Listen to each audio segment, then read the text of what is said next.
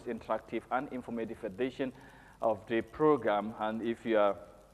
just joining us for the first time, please make it a date with us, because we are here every week from Monday to Friday, and 9 a.m. is the time when we shall be here to provoke discussions on pertinent issues in the country. And of course, if the need arises, we do go beyond borders and boundaries to make sure that you are adequately and rightfully informed on issues that are also happening within and around the African continent and beyond. So it's the last day of the month of February, 29th day, a very unique day, by the way. Not so often that we have this day in our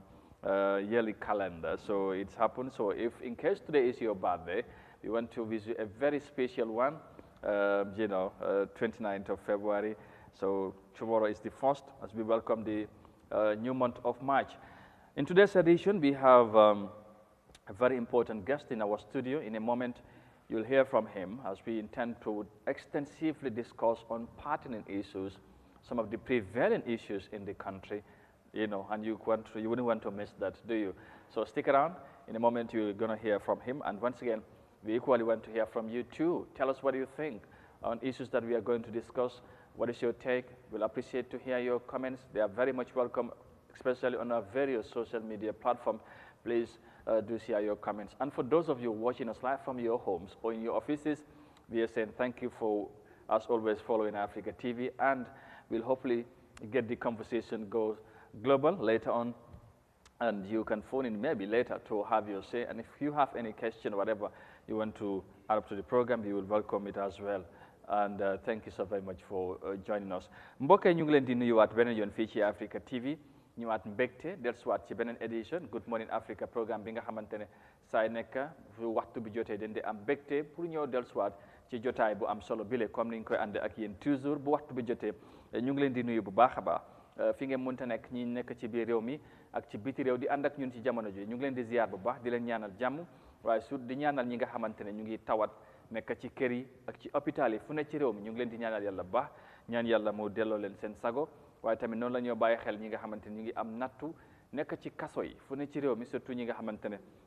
ñu ngi fale ci Mile 2 Central Prisons di ñu bàyyi xel di ñu wettali ko suba bu nekk. ñoom it ñu ngi leen di nuyu di leen ñaanal yàlla na yàlla teggi nattu yi ba ñu mun a dellusiwaat seen ay njaboot ak seen ay activités. yàlla mun na ko yàlla def ci barki nabi Mustafa sallallahu alayhi wa sallam. tey di alxamis yem ak ñaari fukki fan ak juróom-ñeent ci weeri février 2024 mu nekk bés bu mujj ci weer bi.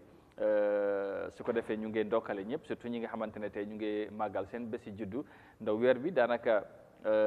yombul ci at mi ñuy am weer bi nga xamante ne dafay am ñaari fukki fan ak juróom-ñeent. ren nag la at mi la tombel di février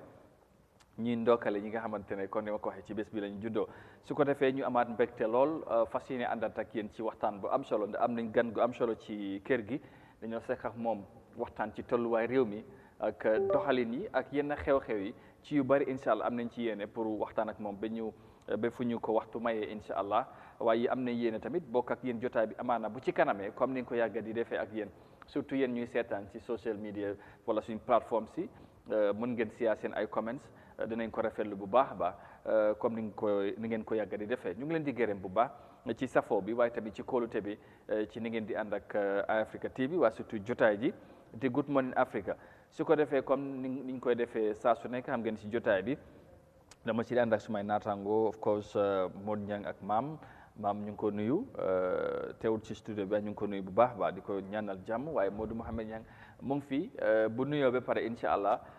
ñu jox suñ gan gi moom tamit kaddu gi mu nuyoo den su ko defee ñu tabbi ci waxtaan bi, ndax li ñu war a waxtaanee bari na te am na solo bu baax a baax. Modou Mohamed Niang nuyu naa la bu baax a baax, noo def naka suba si?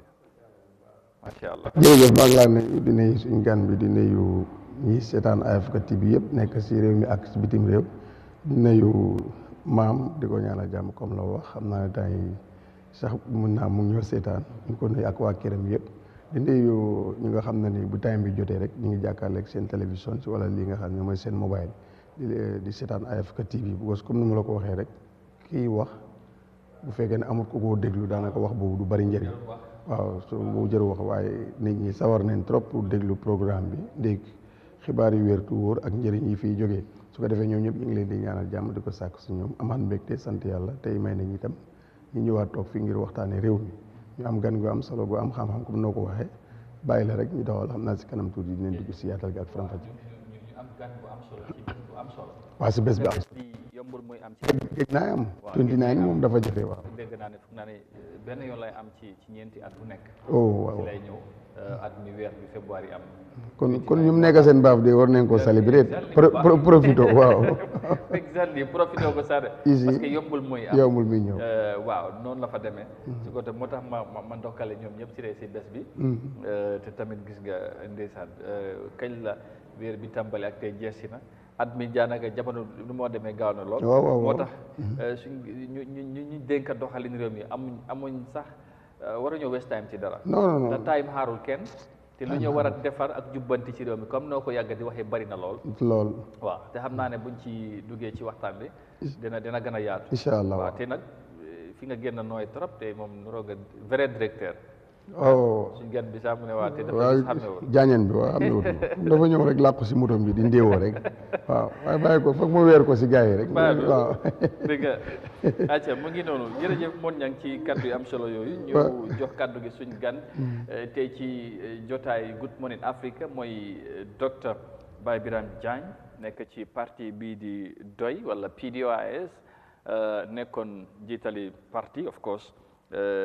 ci réew mi waaye depuis boobu mu soppi doxalin ñëw ci beneen parti mu bokk ci parti bi nga xamante ne bokk na ci parti yu gën a yàgg ci réew mi mu nekk nag ku xam-xamam màcc ci wàllu wér-gu-yaram ndax docteur la waaye docteur bu toon politicien la waaye tamit dem ci bitim réew fekkee lu bari am jaar-jaar bu am solo dellusiwaat ci réew mi xam tamit jaar-jaar yu bari ci réew mi jaar-jaar yu am solo ba tey mu dugg ci politique bi am yéene bu mu am ci réew mi saay nekk du tànqamlu réew mi ci gis-gisam li mu jàpp ne tey réew mi nu moo doxee saa ñu ko amee opportunité bi dafay génn pour wax ak waa réew mi yàgg naa ñëw fii moo tax tey ñu owaat ko ci jotaay ji pour waxtaan ak moom ci réew mi fu mu toll ci doxalin surtout ñi nga xamante ne kon ni ma ko waxee dañ leen donc dénk réew mi pour ñu doxal ko ci anam bi nga xamante ne Gambien si nañ ci gis seen bopp te moom nag tey muy bokk ci opposition yi nga xamante ne seen wareef lu gën a bari mooy ndax seen yéene nekk ci nguur la waaye buñ gisee nguur nu moo doxee am nañ sañ-sañ pour ñëw génn wax ak askan bi wala jéem a wax ak ñi nga xamante ne ñoom la Gambien si jox responsabilité ñu doxal jàppul wax leen nuñ jàppee ne nu ñoo doxalee réew mi noonu la am déet moo tax ñu am mbégte dalal la docteur thank you very much ci waxtu bi nga jël pour wax ak ñun ci ak waxtaan ak Gambien si tey ci jotaay bi ñu bàyyi la nga nuyoo ak ñu lay seetaan ci réew mi ak ci biti réew right now. waaw asalaamaaleykum wa rahmatullah. waaleykum salaam maa ngi di nuyu di leen sant. dañ ma indi tey si rajo bi si télé bi si kàttan yàlla. comme ni nga ko def faral defee waxtu bu nekk. toujours rek mbégte la si man pour ñëw jàkkoo askan bi wax leen suma xalaat ak xalaat ni nga xam ne moom la réew mi war a demee. loolu moom lu am solo la. di soo gisee man na door di wax si politique. dafa am yu bari yoo xam ne wécceeku war naa am pour yooyu pour ñu soxandeku. waaw loolu tax maa leen jërëm bu baax a baax a baax. leen ñaanal yàlla yokk seen taxawaay. yokk télévision ndax ngeen egga fi ngeen bëgg incha allah. jërëjëf loolu am na solo bu baax ñu gërëm la yow tamit ci yitte bi ndax bàyyi say soxla yombul waaye comme réew mi bu soxlee ku ne da ngay war a sacrifice léegi pour réew mi ndax réew mi ñëpp ñoo ko bokk su ko defee xam naa ne kon ni ma ko waxee am na yéene waxtaan ak yow ci yu bari moo tax duñ waste time dañuy dugg ci waxtaan bi tàmbale ko rek ak fu réew mi jógee wala toll dimanche bu passé wala bu yàggul la Gambia màggal 59 years of independence juróom fukki at ak juróom-ñeent bu Gambia moomee boppam fekkee nga lu bari depuis naaw balaa independence wala the first republic second republic ak this current government ak fu réew mi toll yaa ngi wax ne li la dugal politique mooy li bari weccikoo ci réew mi boo xoolee réew mi fu mu toll ci doxalin ci wàllu administration yi fi jaar ak this current government Gambia nu mu toll est-ce que tey Gambia mun naa am fierté mooy proud ne feel ne amee Gambien because of bu ñu joxee suñu bopp ñu doxal ko ñu ngi ko joxoon ñu ko doxal di boobu ba léegi def nañ li tax Gambia tey proud ne am nañ independence te màggal nañ 59 years. waaw Mr Kanté jërëjëf pour li nga ma laaj noonu waaye balaa ma dugg si loolu man su ma ayee politicien suma xool daf dee maas su ma nee docteur Jammeh politicien la léegi su ma dal des masses. li waral loolu mooy dëgg bi nañu wax dëgg bi kuñ ne police dëkk bi yow nitu njuut njaaj la gisee waaw te man du ma nitu njuut njaaj man nitu dëgg la bi fi dëgg am te loolu moo tax ma dugg politics mënoon naa toog ñu bari docteur yoo ngi practice yaa ngi docteur 40 years ñeent fukki at fi mu nekk war nga jaamu yàlla toog di jëm ma ne leen waaw loolu war naa ko def maa ngi ko def waaye wax jotee foog nga wax waaw li ma laaj du am solo la xam nga waaw am nañ independence but ban façon independence lañ am man li ma gis tubaab bi fi génn rek waaye li ñu fi bàyyi moo fi nekk benn tey kon ban xañee independence waaw su waxtu bi jotee ñu màggal ko tegoo fii def fi féccoo waaye institution yi fi tubaab yi bàyyi doxalin yi fi bàyyi wallahi moo fi nekk benn tey ñu jaamloo lu mu ñeenti téeméeri at di dem ne ñu li ñu fi bàyyi bu leen ko wécci kat ndik ñun moom la ñoo njëriñoo te loolu moom mooy am benn tey dara wécceekuwut man ma gis-gis waaw dëkk bi moto yu bari nañ ñi sampañ taax waaye soo ko seetee institution yi nga xam ne ñoo war a doxal réew mi institution si wécceeku dara Jawara jéem na waaye man suma gis-gis demuñ fenn juróom-ñeent fukki at ak juróom-ñeneent loolu bari na waaye waroon nañu wëcceeku doxalin bu yàgga nguur fi jaar yëpp li fi tubaab bàyyi lañ toppa rek fànn bu nekk nag fànn amul dara lu wëcceeku muy health department muy éducation moo gën a yées sax local government moo gën a bon justice bi moo gën a bon xanaa li ñu fi am léegi military te military tax ñu am ko xam nañ ko amuñ ko woon bi 81 bi coup bi amee pour génne Jawara ñu soog a ut military waaye dëkk bu ndaw bi lu ñëw doyee militaire sax laay wax loolu ñu bari nañu ne docteur Barrow wax loolu waaye seetlu ko rek ñun Gambia 17 times fukki yoon ak juróom-ñaar lañ ma dugg biir Sénégal am na yu bari yu mu war a wax si loolu suñu fa eggee naa ko wax waaye si independence si këyit rek la waaye dëgg tubaab yi ñooñu yore benn tey li ñooy def dañoo tàggu tubaab man xam naa loolu. est-ce que loolu dina neex a dégg ci kuy déglu ngay wax docteur parce que tey boo xoolee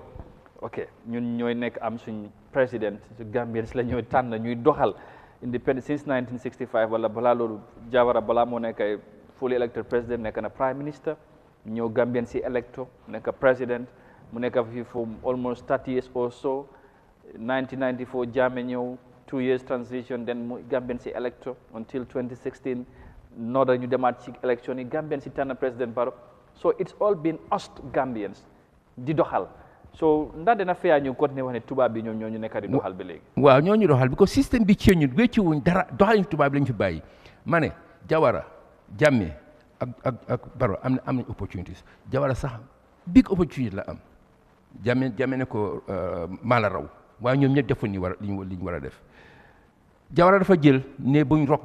doon rock di boat no ci ñoo status quo li fi tubaab yi bàyyi rek li ma wax rek moo fa nekk benn tey waaw dëgg la am nañ président ñoo ko elect ok waaye bottom line bi li nga xam ne moo tax dëkk bi dem wëcceekuwuñ dara ñaanaay print suñu xaalis bi ñoo jëfoo ñaana fan la jógee ba si ñaan na ko wéer su pound bi daanoo ñu suñu xam bi faa daan lu tax suñu économie c'est ko seete bu baax a baax benn tey 60% of agriculture product yëpp gerte la te gerte gan la fi nekkul Gambie ña la ko fi indi tubaab yi li gën a bon sax gerte gi léegi diw gi dañ ko defaree fii dañ ko defaree bitim réew indil ñu ko waaye ana independence bi lu ma wax rek moto yi bari nañ taax yi bari nañ waaye soo ko seetlee individuals la loolu benn si nit ñoo def loolu waaye askan ñu ëppa 70% of Gambians live in poverty mun naa loolu very serious poverty ñu añee tey duñ ay xëj na ñu yeexelaan ka ñoo rey loolu mooy dëgg réew mi wëcceeku dara système bi lañ war a ceeñ tubaab yi ñu fi bàyyi dara doxut dara baaxu fi dara te ñu ngi ci ñu ñetteeli président la moo tax change système bi jafe parce que te am nañ bi Jawara First Republic Jammeh ñëw ñoom yëpp yéene bu ñu am mooy better Gambia pour nit ñi ba tey ki fekkee ni nga ko waxee la mooy daanaka système bu fi tubaab bi bàyyi moo fi la moo tax that commitment gisuñ ko kon si suñ leader si pour ñu mun a change doxalin bi nga wax indil ñu li nga xamante ne moom méngoo ak luñ bugga pour développement bu ñu bugga fekkee because tey boo xoolee réew mi ñu wax in terms of infrastructure development wala Gambia bu meloon pre-independence wala in the 1970s wala 80s ak Gambia tey wutee na torop soo mun ngaa xool nga ne Gambia am na lu fa yokkee wala lu yokku ci doxalin bi bot yow li ngay wax nii tamit leneen la li ma wax yokk bi nga wax laa wax nit ñi am nañ oto yu bari sampa nañ taax waaye loolu benn ay yoon ay bridge ay schools yu bari hôpital waaw waaye yooyu yëpp soo ko seetloo doxalin bi correct xam nga am na lu xew loo xam ne Gambian typical Gambian politics benn politicien muy Jawara muy Jammeh muy kii si nekk dugg na in politique with idéologie mooy xam am sarta yoo téye ne fii la politique wala dugga lii la war a def pour réew mi comme ni ma ko waxee sécurité li mu waxoon Kwame Nkrumah la waxoon partis lu mu waxoon ñeneen li mu wax Cabral li mu doon wax Amilcar Cabral ak ñeneen ñi mel noonu Samora Michel mi mu doon wax Afrique su buggee dox soxante faaw dog buumi jaam si tubaab bi te bente ñooñu yore wallahi ñooñu yore am na mun naa la woon fanay bari yoo xam ne mun naa la lu tax ñu dellu gannaaw di doguñ buum for exemple Jahari Paccar project bii lu tax mu daanu mooy bi in the 70s bi nga xam ne 72 bi nga xam ne Nixon président America recognize na mainland China ok Henry Kissinger ma ne ko secretary general time of United States ñu recognize mainland China America British influence ne Gambia foog ngeen recognize mainland China ñu drop Taiwanese lu xew Gambia by 1980 waroon na export rice Taiwanese dem te ñoo doon jox everything ñoo Taiwanese lu ñu fi def in 10 years British defuñ ko in 40 years or in more than 50 years defuñ ko fi because just within a short period by 1980 waroon nañu am rice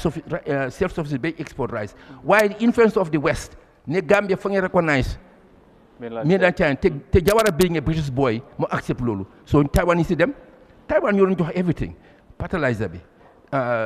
seeds si machines si technicians si man mi dem naa Taiwan jàngi we are going to be self-sufficient by 1980 waaye ñu recognize mainland China Taiwanese dem so boobu exemple la beneen am na yeneen exemple yoo xam ne suñ su diggee naa la ko wax waaye dégga bi amuñ benn président boo xam ne seet na idéologie toppa sarta yoo xam ne lii laa war a def su ma duggee porte man dafa dañ juux rek nekk président Jawara sa boppam dafa nekkoon veterinary medicine amul time pour transition from being a veterinary doctor to politician dafa ñëw ne ko am na dinaa ko jël duga amul benn set idéologie amul benn set sarta yu mu teg ni man lii lay def victoire bàyyi lay continuer la wax jeex na Jammeh di same thing te Jammeh amoon na opportunité bu rëy man mun naa ne ci la ma fekk 99.9% Gambians at that time ñu ngi ko support mun naa wax loolu one time Jammeh waaye lu mu def Green Boys bu naa ko waxaat ok ak tam yoo xam ne self engrandissement yi réel boppam fàtti réew mi commencé na di liggéey de waaye benn tey ni mu doon liggéeyee wallahi li ñu soxandiku mooy li ma wax socio cultural economic revolution te lii mu nga woon am sintaami Jawara socio cultural economic revolution yow suñu nattaagal lu ñu laa wax tubaab nga loolu psychological suñ african suñ mind psychological suñ brain yi moom la tubaab yàqa te du léegi de suñ mamaati maam yi lañ nax jaamloo leen ba ëpp óolatu suñu boppa loolu tax lu nekkul tubaab rek lu am na tubaab defu ko rek óoluwuñ ko complexe bi mu ngi fa ba léegi mu ngi fa bente keñut soo ma laajal tax réew mi dem kanam all ñi jël présidence bi muy Jawara muy Jammeh muy amuñ political idéologie ñana am idéologie doo rek ñoo développé suñu ay fa tarsi si ñu ngi wax li ñoo wax li ñu bëgg a xam nañ ko socialisme mooy yóbbu dëkk bi wallaahi mooy yóbbu dëkk bi du bàyyi kenn gannaaw ñëppay dem ñëppay ànd ñëppay développé waaye génnal dem ma ne du ngi fu ñu nekk nii Wellingara génn nga laaj ca taxaw si commissaire a ngi taxaw fii benn jigéen ñoo di maa ne yaay borom kër gi fii ba pare ñaan ma ne ko man dëkkuma fii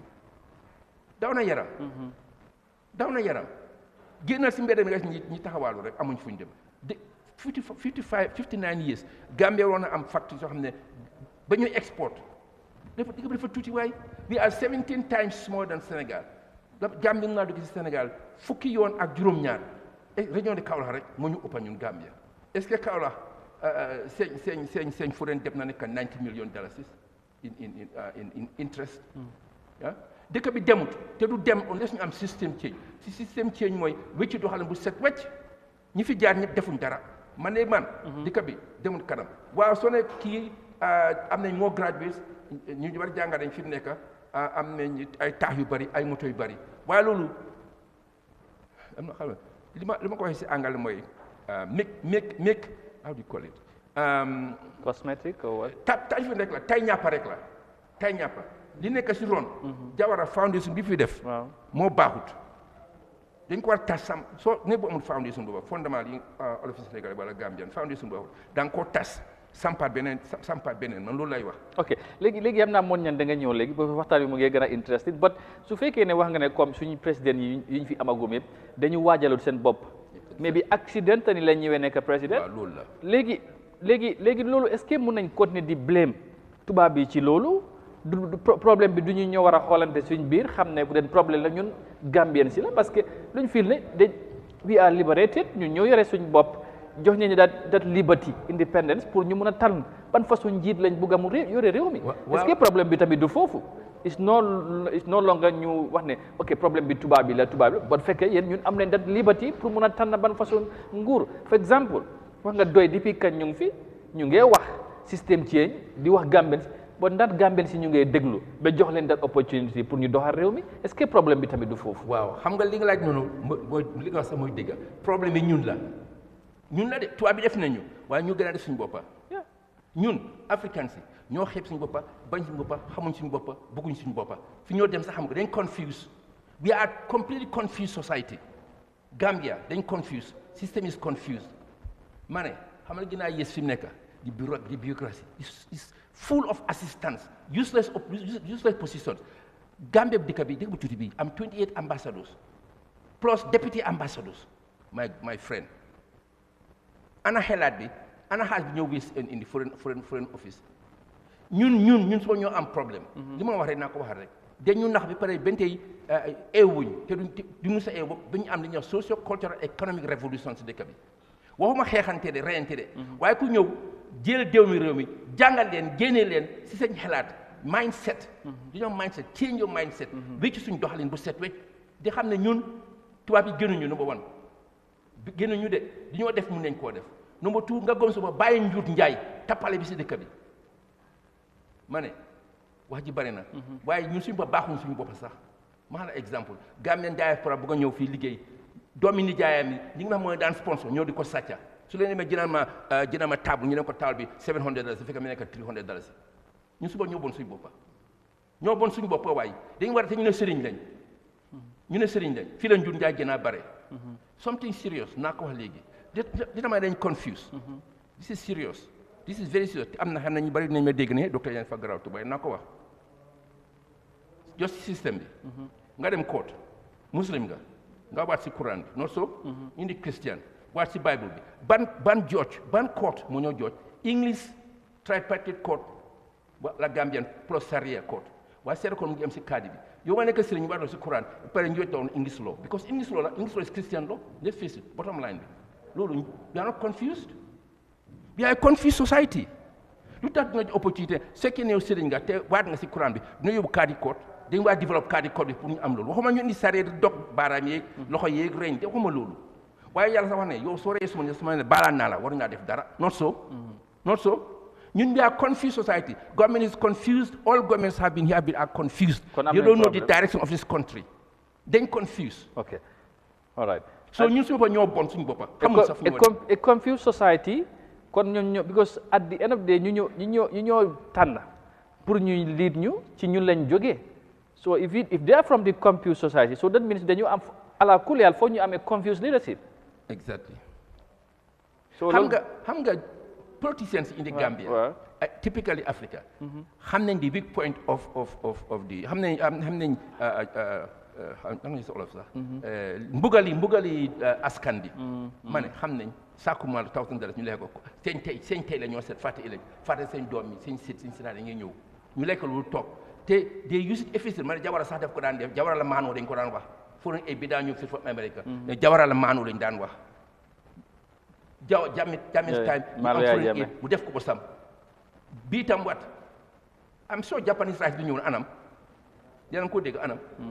doxe nañ ko they sold it I don't know waaye ñaa ngi sonna si dëkk bi de dañu di nax rek ñun africain bi waa dëkk bi ñoo war a jóg fi mu nekk use seen brain xam xalaat nit ñi kat for 59 years ñu ngee nax nit ñi fi jaar yëpp naxate rek duñu wax dëgg su ma waxee dëgg dañoo fen seen poste lañ gis te li gën a grâce su dëkk bi mooy political payback man su ma neexoon tey na ambassadeur la because ñu nekkoon si alliance bi ñoo wax affaire alliance pour form against the government 2021 ana ñooñu moo soo dem ambassadeurs right ñi nga xam ne ñu nekk dëkk bi waaye ana Hydra ana Bojang ana ñeneen ñoo xam ne xaw ma leen sax maybe head they are not here waaye they are all ambassadors and what is worse ñu def suñ foreign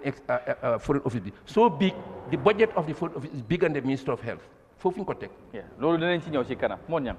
dégg nga docteur soo amee li nga wax ci loolu ak loo koy laaj rek balaa ñëw gën a xuus ci waxtaan bi.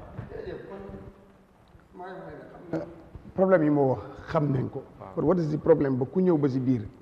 doo ko def parce que Jammeh balaa moo jël. am na li mu waxoon fii la ñëw ne dañ nekk di sàcc time boobu Mercedes Benz yi ñuul yi moo xew. ne flamboyant life la ñuule waaw la fa so first interview bu mu amat RTS démb sax maa ngi ko seetaan GRTS loolu la doo because ñii ñoom rek ñoo nekk di yëg réew mi di nekk di sàcc xaalis si réew mi seen doom yi seen yëpp ñi ngay dem jàngi fi boobu moom mu ngi woon sol jëm state nekkoon na one state guard dafa mel ni xamoon na problème ba bu mu dugg see before mu génn mu ngi doon def mu ngi doon wane lu waaye after that lu gën a yées lu mu doon wax ne la président Jawara doon def si tasaare xaalis so loolu la fi nekkee woon so loolu naxari système boobu naxari Gambien si ñu génnee ko indi président Barrow di same time la Gambien si doon jooy ne kii daf fi nekk mayut nit ñi jàmm te xaalis réew mi yëpp si poosam la nekk moo ko defee ni mu ko defalee so di same thing tam ñëw continuer so what is the problem and suñ bëggee ñu génne si loolu lan leen war a teg pour génne si loolu parce que ku si ne balaa ngaa dugg si xam nga loolu bi ko ku nga utu nekk doon di dox waaye yow soo ñëwee da nga ko dee overtake si doxalin est-ce que loolu bokkul moo ñam li tax mu ne moom kon bëggut a dégg sax ñu ne ko politicien la bu ko neexee moo parce que politicien léegi dafa yéeme waaw daanaka léegi mu ne la woon ne lii taal addina bi yëpp politicien si la spécial Afrique kon ku mu nee itam nga mun naa ko tontu waaw gis nga li ma doon wax rek nga wax lan nga laalaat sax gis nga amuñ political idéologie Jawara toogul xelaat affaire politique pour ne naa nekk président nekk sa gémmiñ boobu man li ma foog toogul xelaat ne naa nekk président dafa ñëw nekk vers ni docteur indépendance amul njël ko mën a waa ok xelaatu li mu war a def su nekkee président mu ko xelaat rek tam bi mu éggee ci toog ba toog ne du duñ ciñ fi dara dañ bàyyi la fi tubaab bàyyi woon di same thing Jammeh ñoo na wax ba mu eggee bi mu yàggee lu xew Jammeh amutoon political idéologie li ma xam naa déglu doy na bi ko man dégg naa foofu Halifa waxee de dem Gambia school Jammeh was one of the people ñoom ne di kolo ñi ko daan admire si moom ne li mu daan def ak li mu daan wax moom moom ñoom Sam ak Syria Jammeh was one of them waaye bi mu duggee bi mu eggee I don't think am na di mature political idéologie bi nga xam ne moom la doy am at the moment di gis man am du système bi dem daf laa féewoo soo duggee waaw xam nga système boo fekkee ñu ko doxal bul koo wécc daf laa féewoo di yow already you know what to do to keep it ba pare liggéey naa bon nga am technocrates yoo xam ne they want to do the same thing ñu ngi laa advice waaye ñu ngi ragal pour wax la loo xam ne suñ ko waxee da nga leen di génne te Jammeh probably had gone through that because Jammeh how many ministers la fire man dem ma gis te naa benn diplomate agriculture diplomate FAO in Italy in Rome mu ne ma yéen Gambia lu tax su amee meeting this year next meeting ngeen am new minister of agriculture ma ne ko laaj ko waa ji ma ne ko gis confused daf dee am yoo xam ne ñoo de ko defee nii mu ne non moom ni laa ko bëggee te lu warta yóbbu réew li ma wax mooy ñun suñu bopp ñoo am problème ok suñu leaders yi amuñ that mature political ideology pour gis réew mi ni war a dem Sékou Touré lan la woon balaa mu nekk président trade unioniste di fight tubaab yi Senghor lan la woon poète lu mu bàyyi Sénégal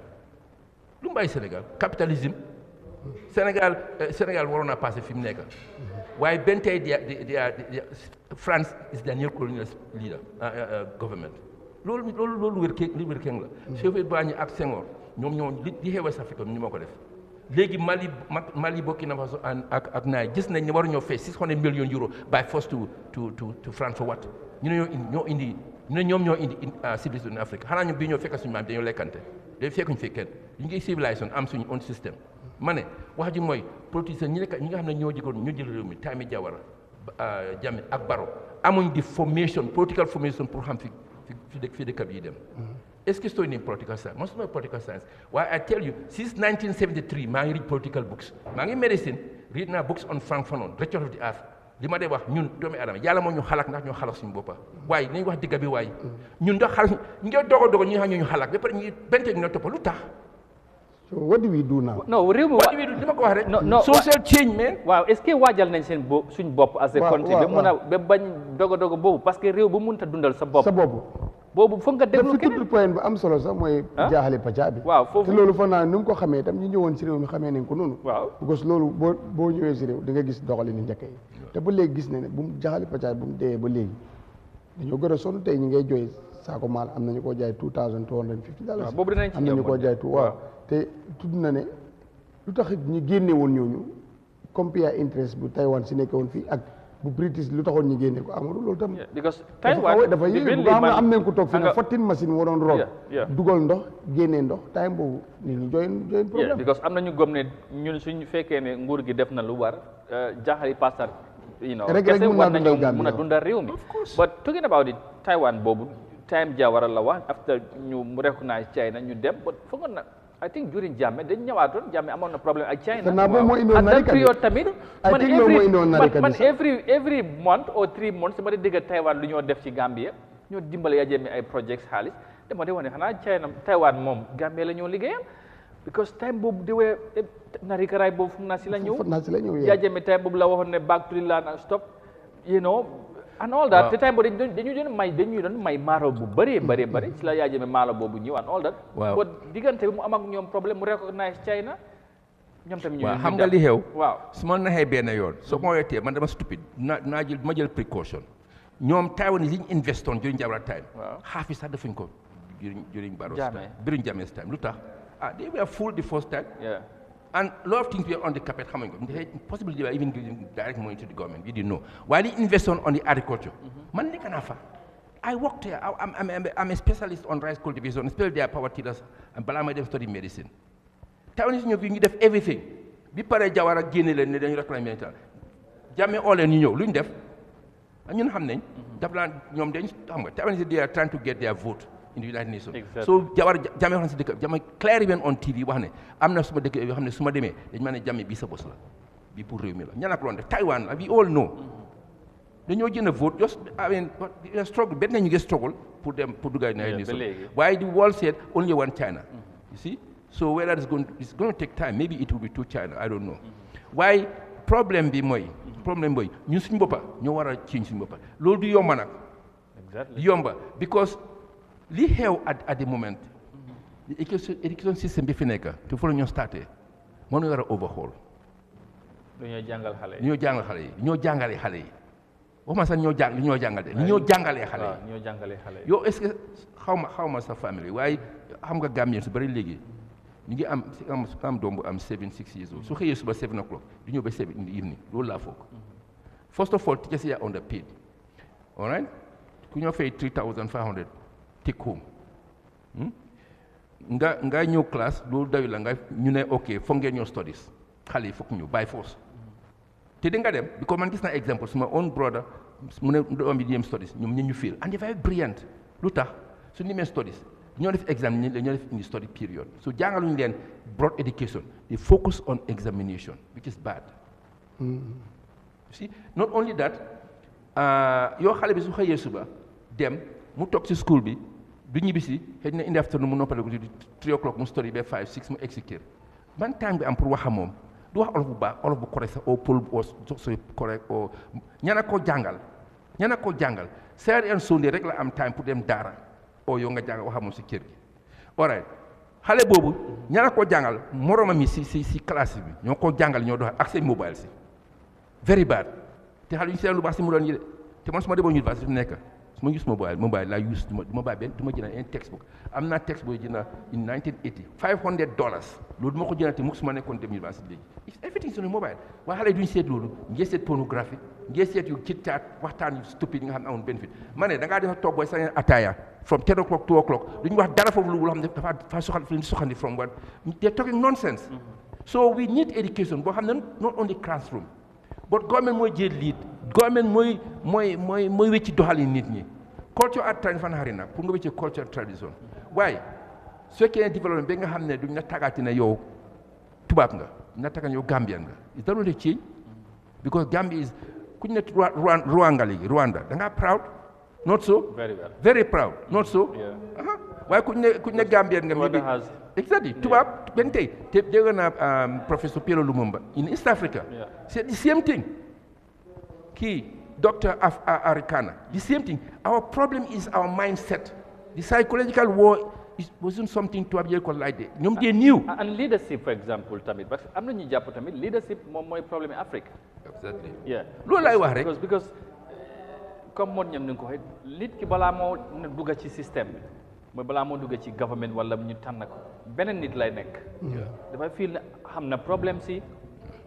mu ngi wax Gambien si lii la le but bu ñëwee ba dugg ci power ak si rek di all same story moom mooy continuer waat wala mooy ñëwaat boobu problème docteur ok yaa ngi wane léegi ne du yomb léegi kon ñun naka la ñoo def as people as country ok Africa bi nga right now ni Africa mel fu nekk instability bi bari na right now economic hardship la ñu waxee fu nekk xam naa loolu danañ ci ñëw especially contexte Gambia buñ nekk loolu doo ñàkk nga am ci gis-gis but ndax at based on your experience home and internationally ndax do you think there is any other way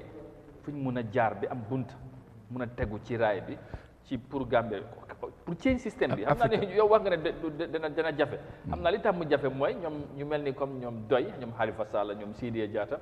all that they have said lu ñu wax yëpp taxut ba léegi ñu may leen that opportunity pour ñu àggal ci donkaas yi pour mun a doxal absolutely so ndax am nañ any chance pour waaw xam nga fu nekk li ma wax naa ko waxate rek dañ nit si anglais kalama anglais system change waaw dañoo wécci doxalin bu set wecc waxuma ne nga système parce que loolu moom mooy problème système change naka education mene let's see about health est-ce que africain bi xam na bacteria xam na fungus xam na virus very few xam na cancer man li ma dee gis docteur ma dafa néew dañ ma corté ngelaw a si nekk wala jigéen ji moom xool si koñ bi dafa ma bañ duma la nonsense yooyu tubaab dañuy wax loolu 400 years ago so education bi ma nekkee xaleel dama la remember Jawara's government amoon nañ some foresight waaye dafa manqué woon di ba what I call lukewarm approach then to independence. They didn't go all the way. So no more all the way, they would have done what Secretary did. And of course, we would have paid for the price. Not as bad as what the French did Secretary. No, doxing Quran bi touch sadi concrete saying kamay touching mutu yaxase mutu yep bala ñu fa génn 1000 French ñoo nekkoon in Guinea at that time ñëpp dem yaxa dëkk bi yëpp Kwame moo leen biil kurma $12 million at that time la leen kurma jox interest free xaw ma fa lañ ko may gannaaw gis la si so Africa su paree soxante ko wallahi billahi complete system change overhaul yi ñu fi am we based on education waxuma rek classroom education I can mënuma yokka dara si li ma wax mën sa yokka dara li ma wax rek mooy jàng bi la foog ñu dox wécc ci ñoo jàngale waa doxalin bu set wecc te loolu njiit sañ pa gis nga li ma wax rek moo wax li ma wax naa ko waxaat koo xam ne xelaat pour dugga politics musulaat yi Jawara dafa ñëw juux sa ñoo ko kaañ mu dugga si suma pa they were trying to get him amut interest in politics. My father was a lecturer at that time. Very few Gambians at the college. He was the president of Amity School. 18 years, Joge Fanyo College. He was the only black lecturer there. When we retired, time independence, I was a kid. I was about 15 years old. Okay, so he was invited to be in the party. Man do politics. Governor generalship, man buguma, man dina doinama, buguma. So, mom should go on politics, do that correct. Because I'm with that political formation. I'm with that political ideology. Lima na wax rek nako waxat. Doy am 36 years. This year affaire de politics. Xam dëkk bi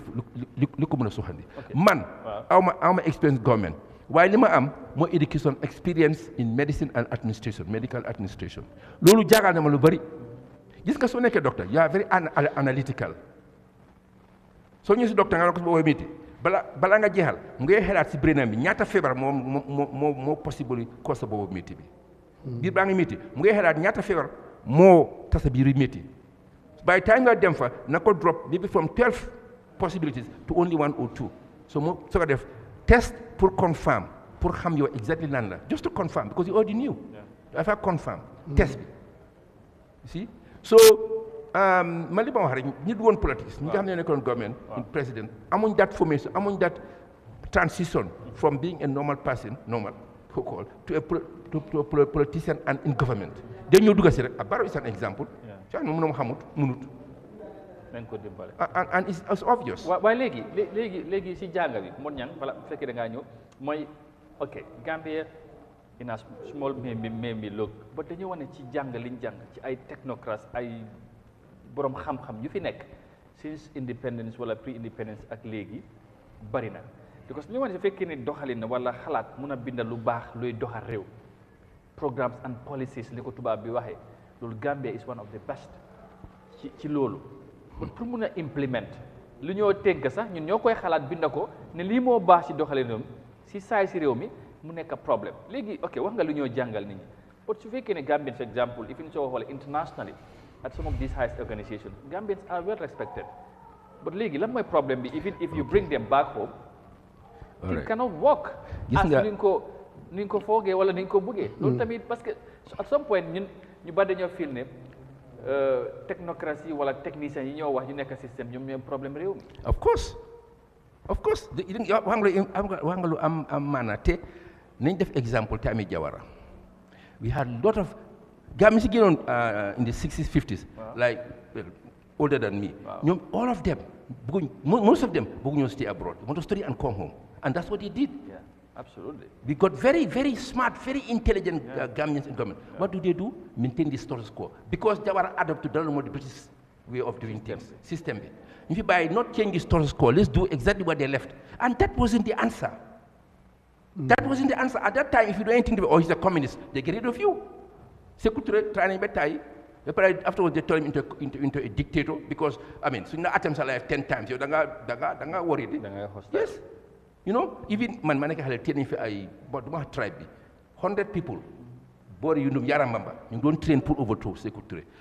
loolu fi Sékou Touré ñëwee after bi Jawar biñ téye ñooñu our police force field force ñoo leen téye woon man I was a kid but I was aware you see soo nekkee yow da ngaa toon dig waaye the problem basic problem mooy suñ teg xam nga demoon naa si benn TV station and I mentioned his name late Mali Jones I think is the way to the presidency mi ma laaj mu ne ma yaa ngay wax ni ne dañu war a change system bi waaye remember ñi ngaa liggéeyal I think they are the problem ma ne ko you are right the technocrats the elites those who are in government because first of all they want to xam nga Gambia fi tuuti yow soo nekkee permanent secretary nga am political science degree ok o nga am economics degree nga wax government I think this is wrong ñu ne non yow ya opposition ñu daxala fooy dem yaa am famille fooy dem so da ngaa noppi def li ñu bëgg kenn rek laa xam ne defoon na ko fi Dr. Modou Mané Ami Jawara he studied in Germany a doctorate in political science ñëw di wax ñu ne fut si biti muy taxawaalu I remember him I was a kid but I remember him di taxawaalu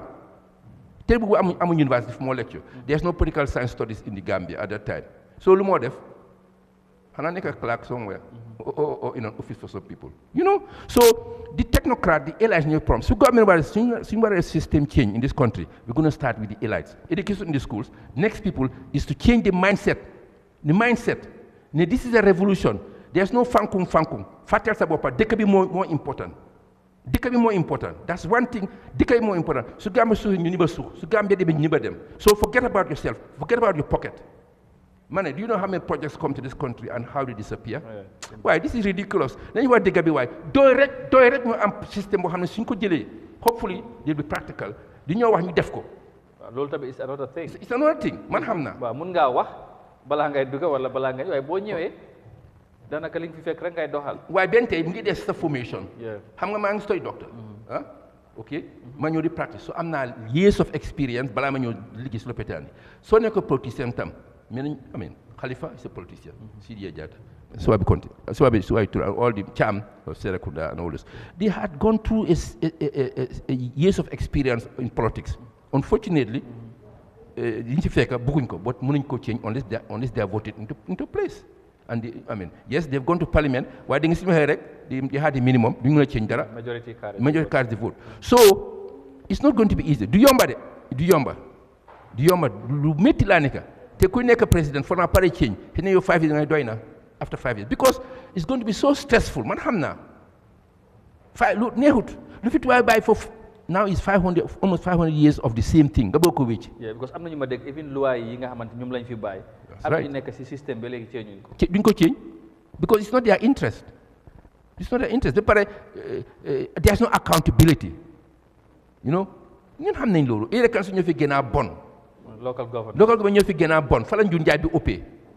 soo dëkk bi man li ma dëkk bi dara baaxut dara doxut ku leen dëkk baa dañoo fen dara doxut dara baaxut fi wallahi dara doxut. kon am nañ problème. Big problème. ñu ngi leen di fàttali bu baax a baax fukki waxtu mu ngi jóg a jot suñ studio Africa TV ñu am fi gan bu am solo di docteur Baye Birane Diagne nekk ci parti bi di doy ñu ngi waxtaanee réew mi kon ni ñu ko waxee fi ñu koy tàmbali rek mooy Gambia yàggul la màggal 59 years of independence ci weer bii la sax weer bi tey mu war a jeex si su ko defee moo tax ñu am ak moom war a waxtaan ci loolu xam naa dañuy def fast forward rek ñu dugg ci réew mi fu mu toll taggatembe surtout wàllu dund bi mu ngi ko doon junj depuis sànq mbay mi laal na ci lan lañ war a def pour tey saaku maalo bu doon jar maybe less than $1,000 fii ñëw na ba 1000 plus léegi ñu ngi wax 2000 ñaari junni ak li teg foofu la yëfi toni 2200 2003 2115 in some areas bu depending from fi nga nekk parce que price yi tamit dafa utee mon ña balaa ñuy dugg foofu dégg nga docteur bi mel ni réew mi kon ñun daal pour moom daanaka luy dox bu dee am na tamit mooy loolu ci fa jàpp sax daanaka affaire yi doxul waaw te dox bi moom jàpp ne du xool tali yi ñoo defar bridge yi ñoo defar taax yu fi nekk moto yu seer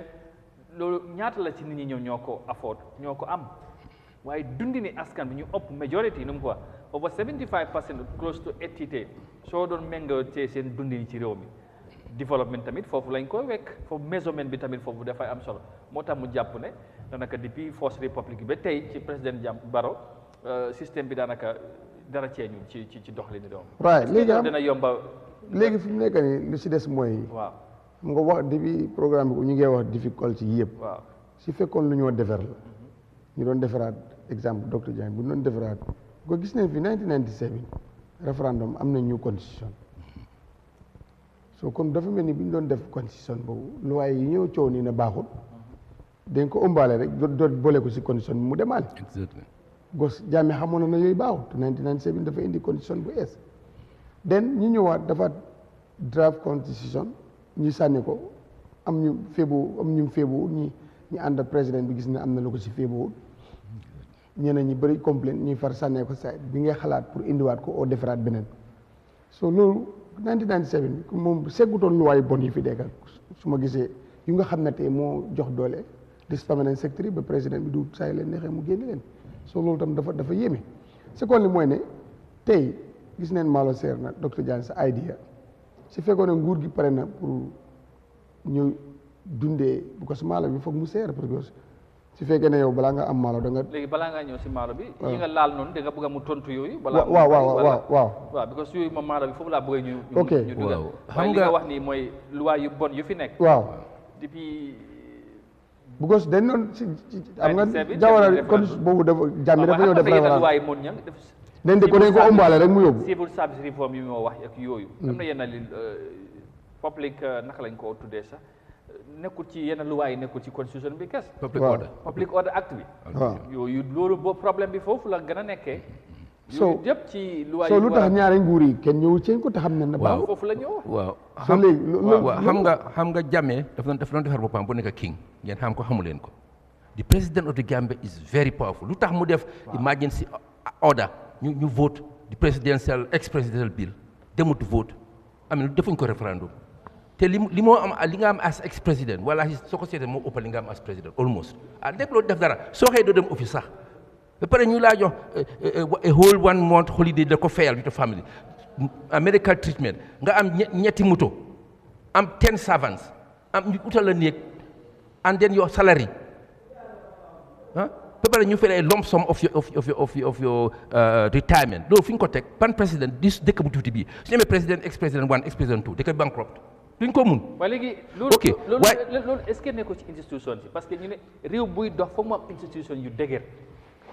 léegi 3 arm of government lañ wax the executive the judiciary and the legislature but suñu système boobu naka la day opérer. waaw parce que bu nekk dafa war a independent waaye ndax that independence du ci wax kese. xam nga du mën a independent because president bi is appointing everyone ku appoint IEC chairman bi. ku appoint public service commission xaw ma chairman la xaw ma. ku appoint the speaker yooyu yëpp. the chief justice exact lu mu wax la ñoo def. so the powers of the president. Wow, exactly. It's too much. Man, I prefer Jawara lim fi bay sax that constitution is better than 1997 constitution because at least bobu contain on the powers of the president tuuti. Okay. Wow. Why Jammeh lim indi was preparing himself to be a king. Why bobu nak? Bobu lañ wara génné. Waaw xam nga li xew. Barrow fa make a terrible mistake. Lan ko indi in the government, lan ko the president, do alliance. Bi mu njëkkee toog dafa woon a oo ne leen kaay ñu toog seet how to form the government. No, he didn't do that. Ba pare ñu wax mu génnee 3 years bi. Not so. Then mu maintain instead of consider bi ñu nga spend $116 million, all right? Draft bi mu teg ko fële. Why? You could advise for his interest and for interest of those people. But foofu ci coalition bi ñu ngi wax ne coalition partners yi am na ñeneen ñi nga xamante ne ñu ne président Barrow coalition bi yëpp ñoom ñoo fail Gambians si du président Barrow rek at the time parce que lu ñu agoon Gambians si loolu lañ. non président man li ma foog moo initié di failure. moo ko initié because moo naa oo ñëpp ne leen yéen a ma indi fii léegi nañ toog waxtaan seet bari ñu bari ci ñoom dañ ñëw bugg a place ñoom yëpp dañ jël ba des Halifa Sallah. exactly so loolu. so well no. Halifa mu ne agreement bi dama dégg ñu ne. ñu jël place dañu ne nañ ànda jël réew mi ñu ànda ñu liggéey waaye ci naka. ne ku nekk da ngay ñëw nga ne yow da ngay nekk jël position. parce que ñoom yëpp. political leader bu bëggee liggéey dafa ñu jël position. soo bëggee liggéey si nguur foog nga nekk position. non but affaire yi est-ce que du dañ ko waroon waxtaan duñ ko defee woon ñoom. waaw I agree with Dr. Jagne mu wax. because tey ñu bari ñuy waxoon ne lan moo tax Halifa Sallah nangutoon jël ñu appoint ko. dinaa la ko wax. indi loon wrong dafa feeñ. dinaa la ko wax parce que waaw léegi ñëwal foofu ko. waaw li nga dafa feeñ na lu tax defu ko. waaw waaye wati su boo. li ma di wax fii rek soo jëlee xar doo ko si bétti bi su yàggee nag béy doo ko si gétti xar su yàggee naka laa def dafa ambee comme xar yi. Halifa nitu njuut njaay Halifa doylu su ko indee government mu gis ne léegi ngay def ma ne ni kon dafa ne that president ex president bill dafa ne du dem it's too much dafa ne lu tax ñuy jox Nancy 2.5 million du tax and there are many things so moom man su ma fa nekkoon I do the same thing du ma accept push because damaa def li ñoo def or they kick you out disgracefully Jammeh lu sax mu daan cee ñu bari dafa leen wax ñu ne ñu président non mu taxaral sax mu ne yow da nga bañ mu génne la indi keneen loolu la man mii bi Jammeh doon nekkoon président he wanted me ma xam ne su ma defoon minister of health he'll kick me out because ni ko wax ne dafa mun naa faj AIDS he will have killed me in fact si non du ma ko nangu because it has no scientific basis xam nga sooy góom di def da nga base sa góom ak sa def on 3 things 1 sa religion either Muslim or Christianity and 2 one religion 2 sa xam-xam waaw loolu ma koo base so man su ma def dama koo base on my religion and ma xam-xam man I feel that I'm accountable presidency neexut du neex because yow 2.5 million Gambians ñoo nekk on you yow la xiyaam yàlla na laaj li mu la dénku naa ko manager na la ko laaj de comme borom kër nga war a yar sa kër defloo li nga def wallahi alaxira yàlla naa la laaj te man presidency borom kër laa ko gisee you do what is right in your compound noonu laa ko it's a different thing because now this is Doctor, I want to say this in most cases tam dañu di wax ne the presidency Gambia wala leadership suñ problème mooy du président in person but entourage ñu ko jege ñu ko soraaw parce que ñoo koy dugal ci nga xamante ne léegoo-léeg du nekk interest réew mi seen personal interest moom mooy seen pour gën a mën a toog rek gën fa mën a yàgg pour mën a am jàpp ne xam nga yi ngi ko def lo parce que am na ñu jàpp ne lu ñu doon condamné nguuri Jammeh ci bari tey mu ngi xew te ñu jàpp ne loolu was not in the interest of the country yooyu est-ce que tamit du problème bi foofu at some point président bi maybe personally because président Barrow mu ne amul kenn for exemple ku ko gën a bugg a Gambia dem ñu sol problème waaw loolu leen foog nag waaye xamut waaye léegi loolu leen foog nag dëgg loolu la askan bi tam fi yaakaar waaw bay moo tax ñu jox ko waaw léegi so but apparently ni ñi de problème bi waaye munut xamut te moom mooy is the head munut xamut xam nga am na lu xew ma jox la benn exemple time di acute kidney injury bi xale yooyu samate dafa war a dem xëy leen samate war a dem soo demee kana ko replace is in the system going to do the same thing first of all amuñ machine pour analyse docteur si lañ war a tànk because they use their judgment ne lii ngee xew xale yaa ngi dee something must be wrong you see something must be wrong xale yaa ngi dee ñoom ñoo raise the alarm so they should be congratulated samate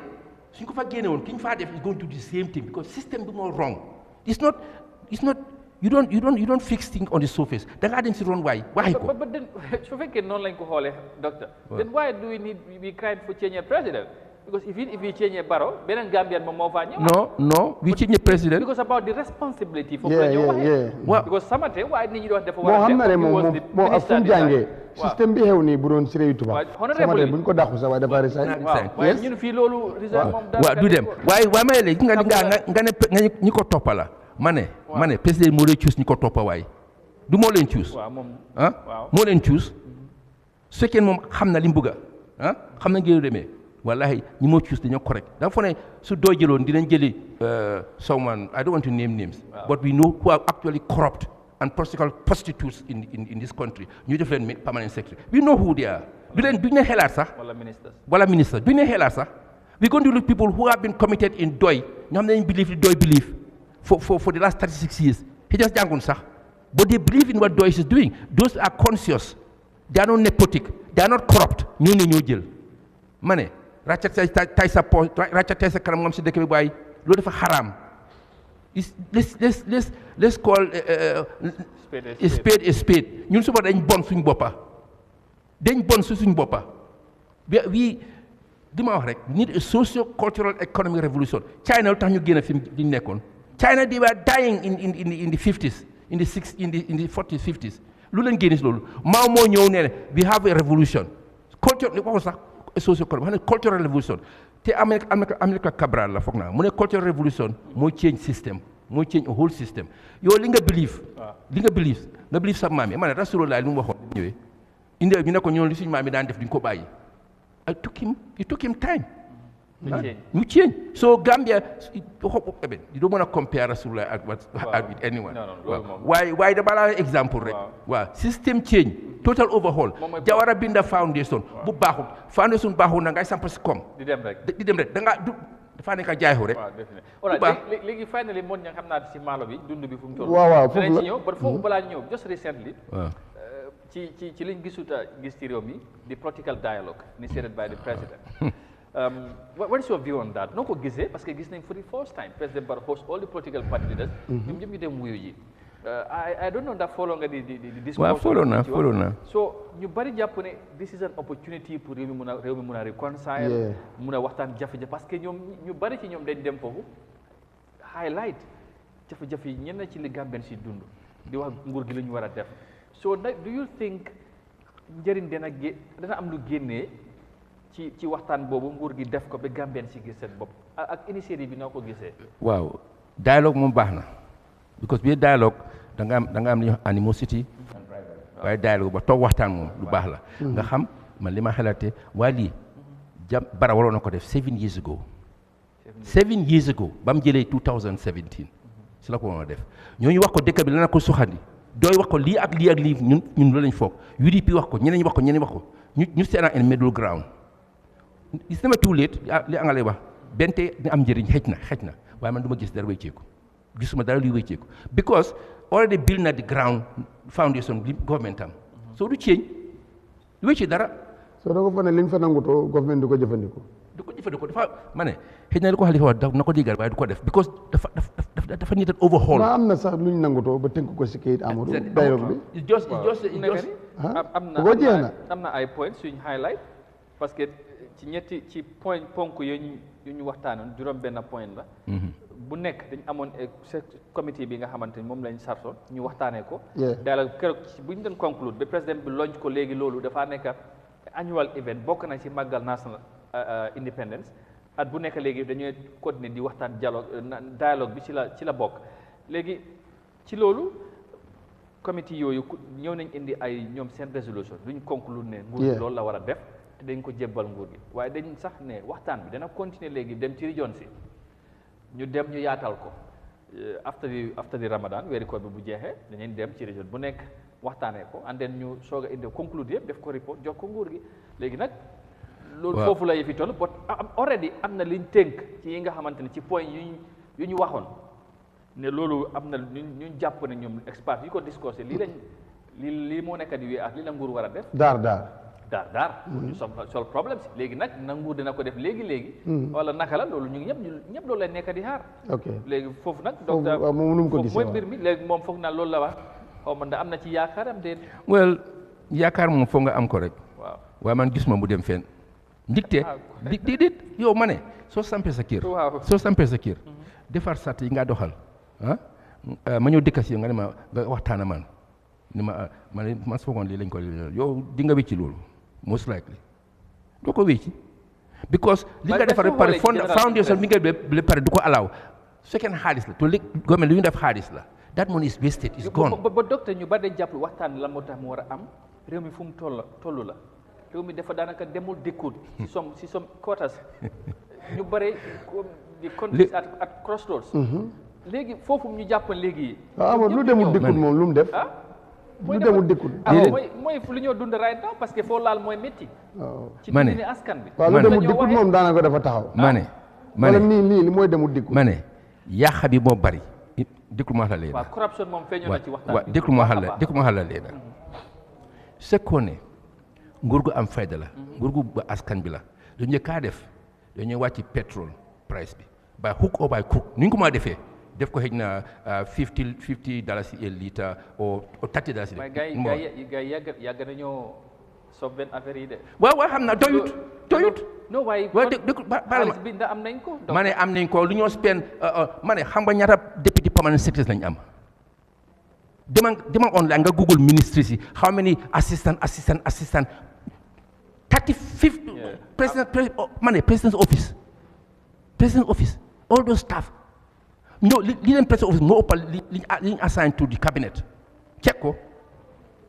ma ne yaa bi dafa bëri xam nga tax political payback la. But they are all Gambians, doctor. No, that's not the point. They deserve to. No, that's not the point. The point is, they did. Money do am liggéey ñàkk a liggéey. The problem is, are they needed there? Government more create job, but not in this way. This is not the way to create job. Xam nga taxoon ñu am structural adjustment program in the Jabara system. We went into ruins. Façon bi moo taxoon. Façon bi over excess government employees. Government moo war a create facilitate companies private companies ubbeeku government mun naa am sax comme Gamtel during Jawara's time was very successful ana ñooñu ñëpp léegi Gamtel is failing waaw and there are other practices that are failing ana saaro bi fi ñu doon da nga ko gisee delloo njukkal position delloo njukkal lan dama gisee lan ñooñu seen place yi bëri delloo njukkal si mbiri politique waaw loolu la di ñu def ambassadeur ma ne Gambia bu dutu bi am 28 ambassadors bi am deputy ambassadors Sénégal they have 70 embassies 70 Gambia 28 defal match bi and Gambia is 17 times in Senegal defal match bi Senegal there are 18 million people as yes exactly Gambia 2.5 million ñu am 28 ambassadors embassies plus deputies ba pare sax ñooñu sax ñu ngi def exactly ñu ngi def blunders bitim réew so embassy problème ñu fay dem di xeexante di Cuba Guinée Bissau yaa ngi dégg yow America amuñ ngay yaax am image réew mi ci biti xam nga léegi tey dootu ko jar nag xam nga lu ko foom they are not diplomats it's a political payback dañ leen fay because dañ taxaw wax président bi nañ la vote su ma ñu vote la ñu naa la fay somehow loolu la waaye nañ wax dëgg bi soo mu def la ambassadeur man mi su ma defee woon ne ni ma def ambassadeur ni ma def ministre ma paa bi doon ma ambassadeur I know boo demoon foofu su ma demoon foofu because I had someone told me ma ne man may lu ma lay wax man du ma dugal si gétti xar bee dugal si gétti xar da nga am bee comme xar yi de stupid government la ñoo nekk ma ne xam nga lu ma bëgg rek nga xam ko xam nga affaire yi pétrole bi saaku maal bi suñ ko wàññi woon to at least $500 te mun nañ ko dañ bañ. moo ni réew bi mel ni Nigeria right now loolu la ñoo dund nguur gi dañ doon subsidize fuel te ñoo am nañ sax ñun amuñ but ñoom dem nañ ba nguur gi ñu ne day cannot loolu nga sustain that ñu génnee ko right now mu ngi indi economic crisis in Nigeria ba ñoom seen askan bi génn bëgg ngay génn sax di fippu est-ce que loolu la nguur gi tamit bu ñu defee loolu docteur déedéet yenn areas yi lu fault na fa am gis nga li xew Nigeria mooy xew Gambia in a way li nga wax rek moom lay wax nga ne government has to all these people are educated have to give them jobs bañuma loolu what are they qualified for the jobs are they giving them jobs for nepotic reasons suma mbokk la suma jarbaat la du jeex suma doom la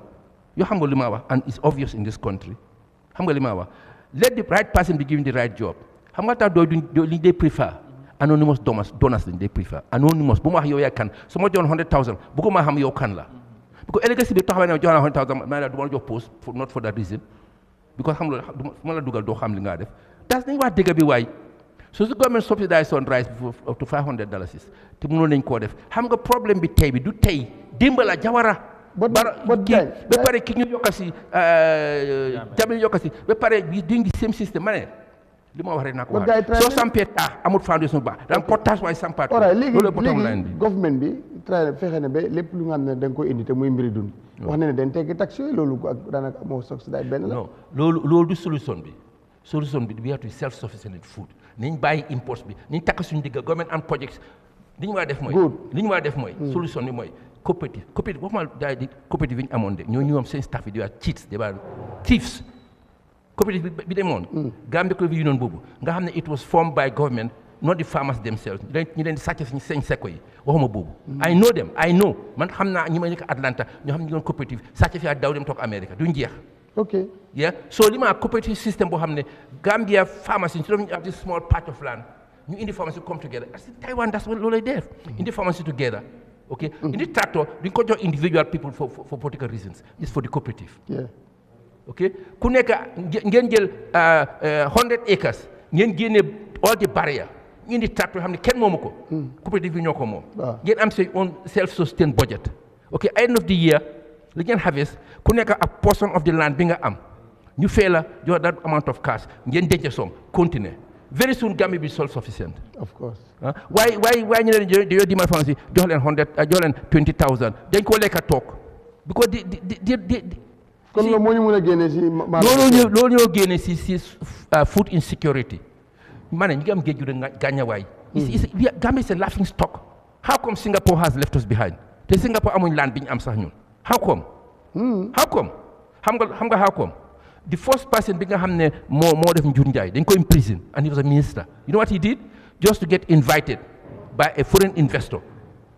government nekkul tamu la invite at a dinner that's corruption rek ñëf ko si kaso gi ñun bëri na loolu loolu lañu war a def ñëf ko si kaso gi dañ ko ñëf si kaso gi xaw ma Malaysia xaw ma Singapore I think it's Malaysia just ci dialogue bi sax benn jigéen mu ngi def portrait bu gis naa ko exactly compare fa naa mu ngi doon indi Korea Korea 1970 nangam Korea 2000 nangam picture si is quite ñooñu amuñ gëj bu neex sax amuñ laan you know why comparing with Gambia today xam nga palm oil bi xam nga Afrique la jógee it's now a major industrial use in Singapore and Malaysia making soap léegi lii problème bi mooy ne léegi lan moo tax lii yëpp mënut a am suñu gars yi xam nga tax parce que yow mi nekkul ci biir xam nga ko ñoom xam nañ ko so lan moo tax mënuñ koo def invite projects yi ñu ñëw pour mbay bi non ñoo dogo tubaab yi what I call the imperial foreign aid syndrome non waaye projet yi dem soo ko bëggee tubaab bi ngay dem ñu amuñ trop te yooyu noonu déedéet waaye da nga ko jënda doo dem ñaan leen waaw soo leen ñaan tam on est temps boo xam ne duñ la wax dañ koo defee you see they say they're going to help you if foreign aid dañ la ko indil wax ne use it this way why yaa ma gën a am sama dëkk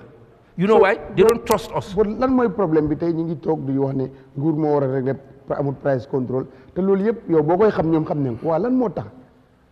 ñaata at mënuñoo commencé sax di bàyyil suñu bopp maanaam ineptitude amuñ xam-xam amuñ gis-gis and then we are corrupt. But they call them technocrats. Well, that's the thing. Technocrats who are listening to what the government tells them. The president, what he tells them. So, I mean, you are not doing what we are advised by the British, by the American to do this. So you are contrary to, you are a communist. You dahala. And if you do other as a president, you cooler. We know, man. We all know. Problem is... dafa naa rek waaye mën nañu koo régler léegi yéen seen parti bi am nañ idée yooyu ndax tam yéen bu ngeen toogee ba gis réew mi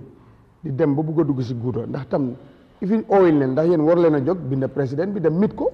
ku mel ni yow oo Halifa ngeen dem mit ko waxal ko su ko bëggoon 7 years ago la koo def ñu start waaye xam nga am na lu bëri three quarter of his of maybe he's going for next 5 years I don't know waaye 3/4 of his presidency mu ñëw already has set the basis for what this country is going to be next 40 years he has li moo def ak continuer man li ñoo wax mooy It's not what Barrow is saying. It's not what any government has said before. System change, overhaul everything. Started suñu boppa ourselves. Jikko yi. Our mindset. Bàyyi njuut njaay bi ma ne yow su ma dama ko weexal lañ laa wax nga dem si mécanique mu ngi sa moto bi xam nga lu mu laa def bàyyi ko ba dafa jël sa pàcc ko dafa yàqu fekk dafa fen te ñu ne sëriñ lañ waaye ni ñu wax dëgg ba ñun est-ce que problème bi du na mboon loolu leen waroon a régler jikko yi digg naa daw yaram ci naka lañ ko régler jikko parce que ku nekk loolu yàgg nañ koo wax bu ko Amadou luy problème si nit ñi askan bi la ñoo jëlee di yóbbu ñoo jiite léegi bu askan boobu koregul li ngay tànnee si biir askan bu koregul léegi loo indi du koreg nga président Barrow nee na fi Gambie réew bu tuuti la waaye bu nakaree élif la pour jiite ko pour lan la mooy nit ñi parce que président Jammeh ñu ne li ko am na some point Gambien si ñoo ko toon dictateur parce que dañ doon dem ku nekk bugg a impress président bi ñiy boole wante yooyu yëpp dégg nañ ko fi lan moo ko waral jikko yi la parce que Jammeh 1996, 1997, 1998, early 2000 definitely was a different Jammeh in 20. Absolutely, yeah. So what happened? It's a question to ask. He became greedy. 80 bank accounts. Jammeh alone could not do lim def yep. Well, he got enablers. Exactly. And they were in the TRRC report. What happened? So they are enablers in the TRRC report. Instead of you dahanyo for government, they appointed them. You see? For you TRRC in the report, you know, white people. This man should be in government, Nigerian film government. So what's the use of a TRRC? And other things. So you know corrupt, you know bon suñ boppa. Mané fankung sa boppa nga gis gisuloo réew mi. Ñi fi gis réew mi tuuti nañ de. Ñi fi gis réew mi very few people. Yeah, but everybody ko waxal mo la man patriotism for the interest of the country. Suma gisee déggé lolu doing this because for the interest of the country, the Gambia. Speak mom everybody say no lolu benn right now mun nga so fi bëggoon a invest dara dama foog ne sax si ministry bu mu dépend kooku daf la war a gën a jàppale ba man am na ku ma mit ci hôtel laa ko mit ba dafa discourage mu ne ma yéen seen gars yi mënu ma comprendre mais dama mujj parce que ñi la war a dimbale ay député dañuy ñëw ay di la laajte loo xam ne ni te yow commencé guloo si loo xam ne intérêt si dëkk bi la je suis totalement décroche kooku suma frère xam nga li ko laaj waaw loolu la ma wax dafa ñëw kayit gi amul dara nga ñëw bi élec tey élec su soo joxe bu doo am Amadou maa ko mi waaye mu ne moom dafa discourage because moom lu ma indil dëkk bi njëriñ waaye ñi ko war a toppatoo liñ koy laaj so loolu moom mun a gisul ko fenn the current minister of communication digital economy is definitely example always duna na ko réew mi before mu nekk ay ministre te lu mu wax ne loolu la moo indil dëkk bi loolu is very dafa am njëriñ si réew mi but you know dégg naa ay Gambien tamit benn jigéen am ci health system bi la am partners bugga leen indi Gambia fii renal hospital sonal ko bu frustré dem Sénégal xoolal rek moo Lamine mu ngi day join suñ programme xoolal dress lu mu wax ne su fekkoon ne jokkoon ak police bi bot duñ ko mus a indi xalaatuñ ko sax because pour ñoom sax mu ngi leen xatal because lu mu nekk di wax nit ñi di dégg si affaire yi criminel xam nga loolu la study loolu la xam but right now maybe sax da doon like xam nga nguur dafa yooyu da nga leen déglu nga déglu leen jël si ñoom idea jël feneen idea waaye réew mi loolu leen nangu réew mi kabudu lay demee xam nga foog ñu waxante ko nag kabudu fu nekk kabudu moo fa nekk xam nga nguur dafa naxari yow as a leader you are an example mu neex la mu naxar la you are an example waaye soo ràccay tey sa kanam ñi ko gis ñi toppas yu ràccay tey seen kanam teachers yi duñ corrupt doctors yi duñ corrupt lawyers yi duñ corrupt nurse yi duñ corrupt lu tax nurse buy dem kër yóbbu $3,500 take home salary policeman bu def noonu loo expect what do you expect lu ëpp sa salary man lu ëpp salary nga jógee $3,500 a month take home salary kala ko mën a dundee non and some policemen some nurses some teachers loolu dañoo am lot of teachers they take things to school to sell them. That's why they're obligated to have students must come for studies and have money. All right. Saudi every day. Some schools, private schools, especially high schools, you go every day. So they must have fail. Okay. Like, Doctor, we'll take a short break, then we come back, then you déglu newspaper si seet ñoom tamit lan lañ xëyee tey and then together da nga comment maybe one or two things on that you concluded and maybe what would be your advice to the government officials and to the Gambian people in general pour ñu ñëpp ñu booloo parce que su fekkee ni nga ko waxee réew mi kon su fekkee ne taxawuñ dina nekk problème but of course docteur dina desandi ak ñun ñu seet newspaper si right after the break and then bu loolu pare ñu conclude ak moom benn ñaar luñ dégg ci newspaper si and then moom lan lay dénku waa réew mi ak surtout ñi nga xamante ne ñoom ñoo nekk ci doxal nguur gi ñu jël commercial break and we'll be right back.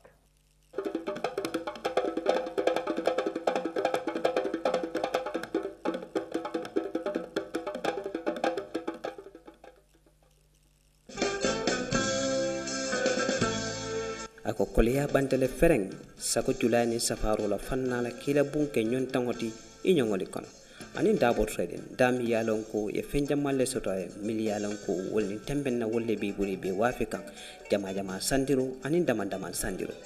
ba dabo trading nyon tangolom julani safaro kono sako e milta julaya ko inate ko jula dabo trading e fengo soto miyan ko nin silin jamani laban silingol mil yalon ko e katra bun kono jio man kuno wala dimba man kuno wala asatere bulo fo wati jam. I need a quality. Yes, good quality. Good quality. Yes, make sure good quality. We promise. And a good price. Okay. You understand what I mean? And it's a 9 millimeter. Please always you help me to be 9 millimeter because the customers, when you say 8 millimeter, they can never like it. When you say 7 millimeter, they can never like it. Always 9. Ye wallpaper stole damian ko ila sango san kabun kono pentur woto itambita wala sign kata dawo trade si fali siata itabe soniare ye wall panel of fana stole damian ko isila bun decorate ila tala nyawo nyanyam kila bun kenyon tawti ya capital dol stole mi yalan ko ise kila corridor to kila bun fana kalam dawo trade e manna woda malade ye fenja malle sotale mil yalan ko ye be bonde banko e bantala decoration sifa min kabun nyandi dabo trading ya sotala e capital sotala mi yalan ko niya ke la bun kon ila bun al halo sa falindi ay ke nyon tangoti mol kon goto dabo trading e bale min to 29 bundung highway la sekunda sabiji ali bundin julala wala le katanyo ya 7204731 wala 5168668 dabo trading itel mu nyon tangoti nana julani safaro la sako mil yalan ko yetara julaya kono enate ko jula dabo woto daha nadal Koleatata.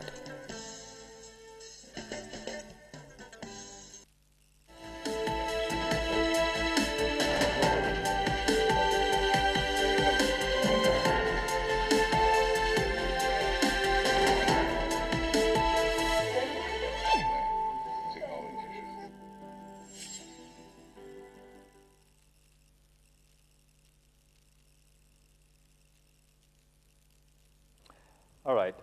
welcome back. So, ñu del swat ci finally segment programme bi, and that has to be the newspaper review. Gëj na am nak, but finally it's back because the main mind behind it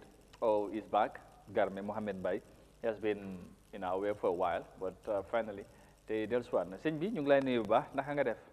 maa ngi lay fay Amadou maa ngi sant bu baax maa ngi cool maa ngi nuyu suñu gan gi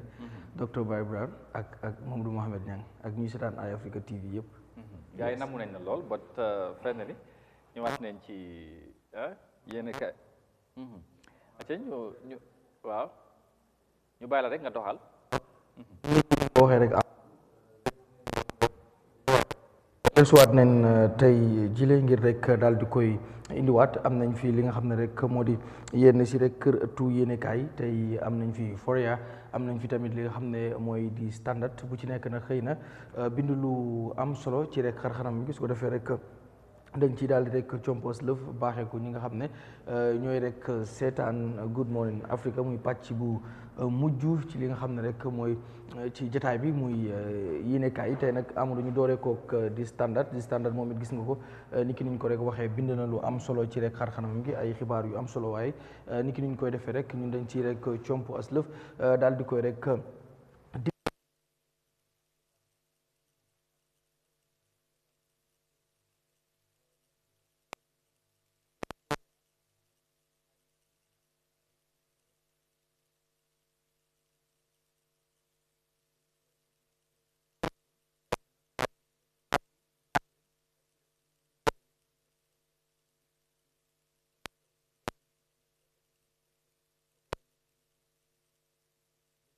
doon loo xam ne dafay doon benn élection ngir rek ñu mën a moytu yenn yi nga xam ne mooy dépense bu seer beeg ak yenn ni jafe-jafe yu ñu ciy rek faral di nemmeeku ñoom nag loolu la ñu daal di rek digal ñi nga xam ne ñooy rek IEC muy kuréel gi nga xam ne mooy saytu élection ci biir réew mi ngir ñu mën a boole élection yi lu ci mel ni local government élection yi ak néegu député yi seen rek jongante yi ñu mën ko rek daal di def benn Amadou ñu wax ci leneen dafa mel ni nag mbir mi ngi tàmbalee xeeñ neex ndax nag OIC ki nga xam ne nag mooy seen assistant secretary general bi muy ki topp rek ci njiit lii moom nag bi mu ñëwee file doon rek def li ñuy wax inspection maanaam doon rek wëraat fu tolluwaay liggéey bi nekk moom nag li mu daal di xamle mooy rek réewum Gambie noppi na ngir dalal li nga xam ne rek mooy OIC maanaam rek lépp yemb na ngir mu daal di rek am ndax nag li ci des ngir rek ñu daal di koy dalal ñaari weer képp la ngir ñu jëm ci li nga xam ne rek moo di ci mbir moomu moom nag ginnaaw bu mu defee inspection ba noppi nag lu mu daal di xamle mooy Gambie noppi na ngir rek dalal li nga xam ne moo di OIC summit bu ñu war a rek amal ci biir réew mi file ñu bëtt frontières yi dem ba ca réewum Sénégal foofu itam nag ci li nga xam ne rek mooy proposal bi nga xam ne commission bi rek lootaabee muy dialogue bi waxtaan bi ñu doon amal ci Sénégal daal di propose ne rek dañuy amal élection ci ñaari fan ci weeru juin te it Macky Sall dafay wéy di nekk président ba keroog ki nga xam ne moo koy wuutu daal di rek ñëw mu jox koy lenge yi loolu nag ñenn ci ñi nga xam ne rek ñooy kujjëk Sénégal gi ànduñu ci maanaam opposition bi ñoom daal dañu ne ànduñu ci loolu ki nga xam ne nag mooy Thierno Alassane Sall doonoon itam li nga xam ne moo di ab ministre ci nguuru Macky Sall gi moom ci boppam nag li mu xamle mooy naam sax bu fekkee waxtaan nañ ba juboo wala amal dialogue ba gars yi am li nga xam ne mooy déggoo bu ñu ko defee lu ëpp wala sax bu ñu jàppee tey beneen déet boo xam ne rek dafa weesu si kon April nee na loolu yi def nañ ko waaye dëppoowul ak li nga xam ne rek moo di sartaay ndey réew yi maanaam constitution bi moom nag loolu la daal di xamle teg ci itam nag ñoom du ñu ànd ci loolee lu ñu jàpp daal mooy bu li nga xam ne mooy si kon April daal di rek weesoo Macky Sall ci boppam waratu la nekk foofu président tey nag waratu ñoo amal élection ginnaaw loola moom daal loolu la daal di xam ne teg ci itam ñàkk fësal seen rek ñàkk ànd ci mbir mi Amadou ñu tëj boobu di standard ñu ubbi Foria moom it xëy na bind lu am solo ci xar kanam gi waaye ni ki niñ ko defee ci standard rek noonu lañ koy defee ci Foria dañ ci rek comp aslëf daal di koy baaxee ñuy seetaan Eyeafrica TV ñu daal di koy rek njëkkee ki nga xam ne nag mooy Aïssa Fati ak Abdoulaye Thiam ñoom nag seen atte bi ba tey nag ma ngay wéy ginnaaw ba nga xamee ne sax Aïssa Fati dafa am kenn ko waroon a ñëw seede ci kawam maanaam rek seede boo xam ne kii di Abdoulaye Thiam moo ko war a rek indi loolu nag moom daf ko dàqoon ne moom àndu ci waaye nag attekat bi moom daal di Justice Ibrahima Jaiteh daal dina nangu ne Abdoulaye Thiam na daal di rek indi ki nga xam ne mooy seede boobu nag moo war a ñëw daal di seede ci rek boobule mbir dox ci digganteem ak Abdoulaye Thiam Amadou ñu wax ci leneen ki nga xam ne mooy jàmbur bu rek Serekunda moom nag di honorable Moussa Thiam daal dina yëkkati ay li nga xam ne rek mooy kàddoom ci jëmee ko nag ci li nga xam ne mooy police station bu London Corner bi nga xam ne rek des ko rek daal di tëj moom nag ci boppam àdduna ci di xam ne loolu yi dina doon loo xam ne risque lay doon tey nag dina doon loo xam itam dina jafe ci askan wi ak fii ñàkk kaaraange gi toll ak ci ñaawteef yi nga xam ne ñu ngi koy nemmeeku loolu yi nag ñu war cee rek ne ràpp tëj ci ab police station moom nag loolu yi daal dina ci àddu xam ne daal ne bu amee dina doon loo xam ne daal dina metti ci ña nga xam ne ñooy yeewoo foofu Amadou ñu ndar képp ko jàngat bi am na solo bu baax a baax ñu jàpp rek ne IEC bëgg na ñu boole ñaari élection yi loolu National Assembly local government élection yi loolu leen la ci liñ dégg but apart from that Sénégal tamit feeñ na ci xibaar yi ak Aïssa Fati ak waaw but right now nga man tam IEC li ma bëggoon a wax rek. fi daan boole sànni ñaar. exactly but xam naa docteur na ci comment mais bi. waaw benn waaw. fanaa National Assembly même ak presidential leen daan boole I think something like that. waaw am na boo daan sànni dama sànni. but right now IEC dañ noppi dañu wax ne dañu war a dem paper ballot. te dina sa kanal te ñu ngi wax ne tamit koppar itam. exactly ak yooyu but anyway nañ Garme su ko defee xam naa yow ci kanam da ngay delluwaat ci xibaar yi incha allah. waaw ñu gërëm la. waaw jërëjëf. di gërëm ñu doon seetaan. gërëmaat suñu gan gi di gërëm ñëpp. dig leen gan gi dafa bëgg maalo de. mbaadu dig leen daje bu benn waxtu jotee ba tegal fanweeri simili ci xibaaru bëccëg gi lu dul loolu rek ñaanal leen kenn dalug jàmm incha allah. jërëjëf merci beaucoup jërëjëf Mohamed Mbaye Garme incha allah suba dina dikkaat ci yéenekaay yi waaye tamit comme ni mu ko waxee bu ci kanamee ngeen ànd ak moom ci xibaar yi benn waxtu bu tegee fanweeri simili lay doon incha allah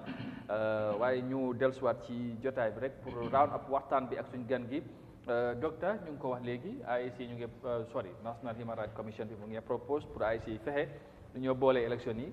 National Assembly ak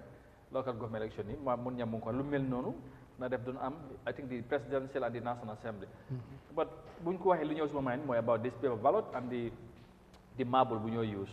ndax bu dee marble bi dina yomb la waaye ndax mën nañu indi paper ballot bu IEC yàgg a propose but ñoom tamit ñu ngi noppi fii ak 2026 is almost àggana te gisuma ñu wax ci waxtaan ci niñ ci woon a waxtaanee what is your view on that noo gisee loolu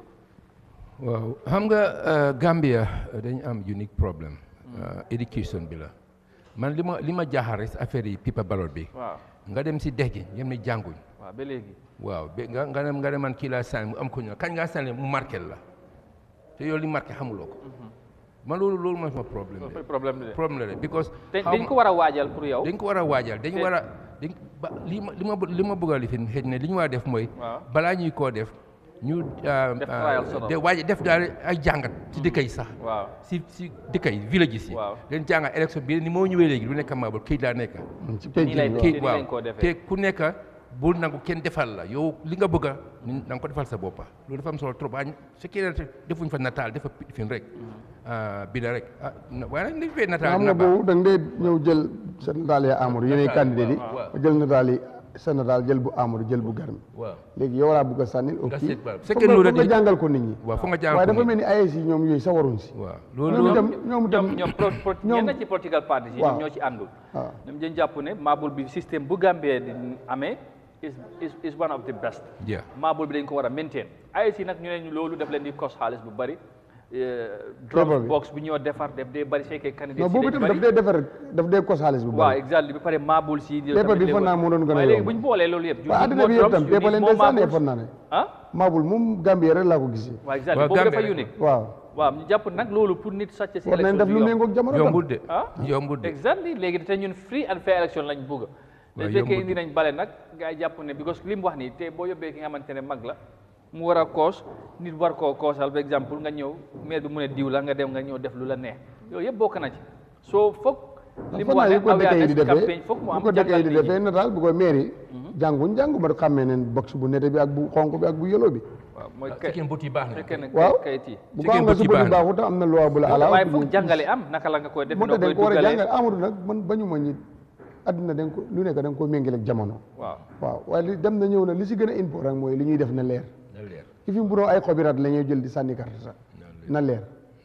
that's the most important thing soo fi indee maabul bi élection bu xem primary bi xew MPPC jéemoon nañ fee ci système indi ay cingom gis nga fa mujjee moom laa la wax pare wuñ doon mu leer moo tax ñu indi cingom indi buñ xolli dugal buñ xolli loolu yëpp jur njaaj la woon rek waaye gis nga lu mu leen jural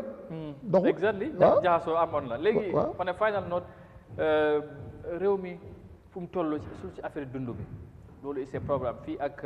ay daanaka ay fan ñu war a dugg ci weeri koor bi te weeri koor bi bu jege see joolaa yi séeréer yi dañooy caali parce que businessman yi dañoo profité yokkal li nga xamante ne mooy njëg bi Central Bank def nañ meeting barki démba wax nañ luñ bëgg a def dañoo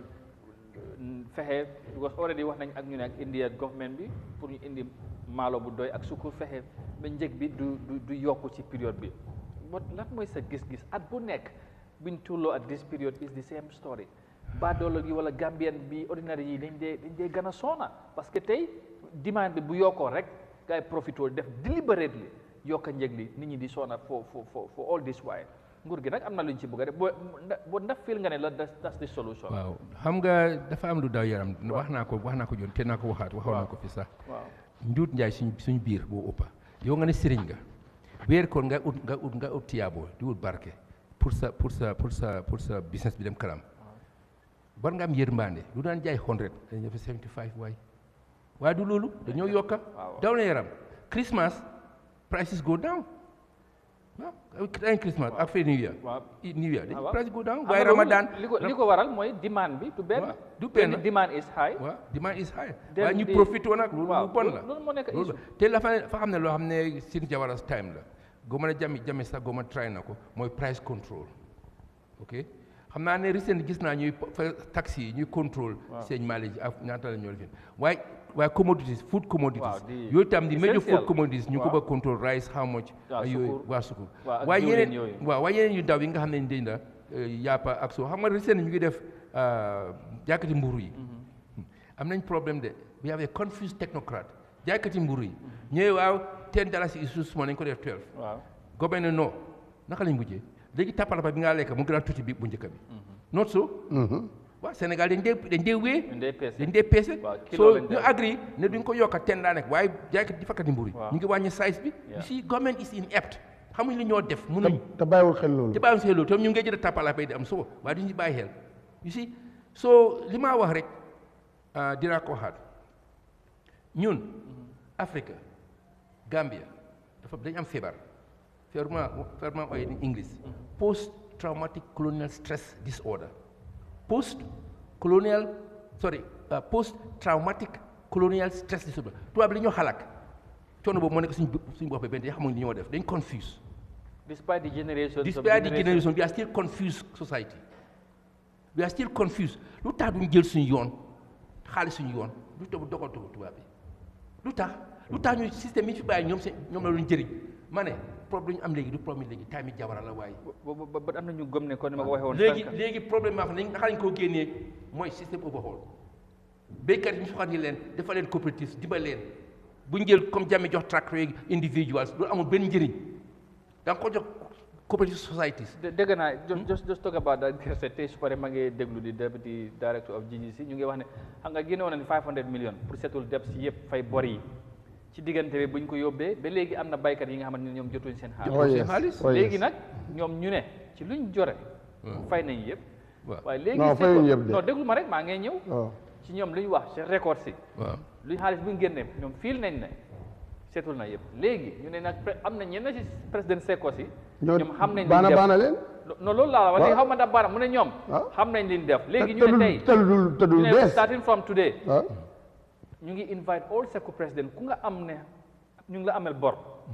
te yow fil nga ne yow li gars yi ñoo la amel fayuñ la indil tey ñu jox la chèque tey fii ba ñu ne fii ba Monday ñu ngi fa ñu ngi liggéey loolu rek mooy seen priorité bu nga nañoo seetul ñëpp waaye ki nga xamante ne yow ñëw nga fa ba pare yow président xam nga li nga def yaa amel baykat bi yaa xam foo dugal seen xaalis loolu sa problème la non war na nekk seen problème de war na nekk problème Seko bi de non problème Seko bi waaw Seko bi nguur gi bu mu seetaan ne seen problème la ak ñooñu ak askan bi déedéet nguur gi day war a liggéey ko mu fay ko yow non nguur gi lu leen war man naa ko invite sax mu ñëw mu expliqué loolu dafa yomb de waaye déedéet yow da nga nekk Seko président waaw yow da nga war a jaaral yoon lan moo tax nga war a léegi boo jaarale yoon ku la war a jaarale yoon léegi ku la war a jaarale yoon bu la bëggee seetaan ak askan bi waaye askan bi dafa ñaata kan moo teg foofu président Seko bi is it the government ñoo ko am waruñ koo seet na yee demal seet noo fayeekat yi da nga koo teg place dañ koy teg balaa amul am na Seko président yi nga xam ne baana leen dañ day jël xaalis bi leen nguur gi jox dem di si jëndaat gerte ut ñu leen a jëndal di jaayaat moo tax mënuñoo fay léegi loolu su ko ni defee kan moo war a di si xaw waaye baykat yi lu ñu nekk di wax according to ne GGC ñoom ñooy leen fayu gerte ñu ngi leen ameel pour moom Amadou man gis naa ñoo xam ne léegi buñ leen koolee léegi ñu wax leen jotaguñ seen xaalis loolu laa la wax te Seko leen ko jaay léegi nag buñ ko jaay bul ñëw rek nga ne yow léegi yow fekkee yow Seko président nga ñu ngi la ameel ñu ne nga indi nga ñëw ngeen vérifier su fekkee ñoom ñaar dañ laa jox chèque tey wala suba nga dem nga fay dafa mel ni non li ma mbiin léegi dañ bëgg a bàyyi Seko président bi def noonu rek mu free ndax dina firi ak du firi loolu is something else non waruñ koo bàyyi mu free dafa war a fay xaalis bi tey suñ koy xaalis bi nguur gi ba léegi su ko bu fay xaalis bi nguur gi moo amee ñooñu xaalis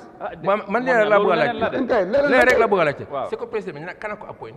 exactement gars yi ñoo ko appoint GGC ñoo ko de appoint déedéet moon ñang déedéet yow baykat mun ku leen jox xaalis ñoom ñooy yaakaar jox ku leen jox xaalis Seko président da ngaa dem GGC nga apply ko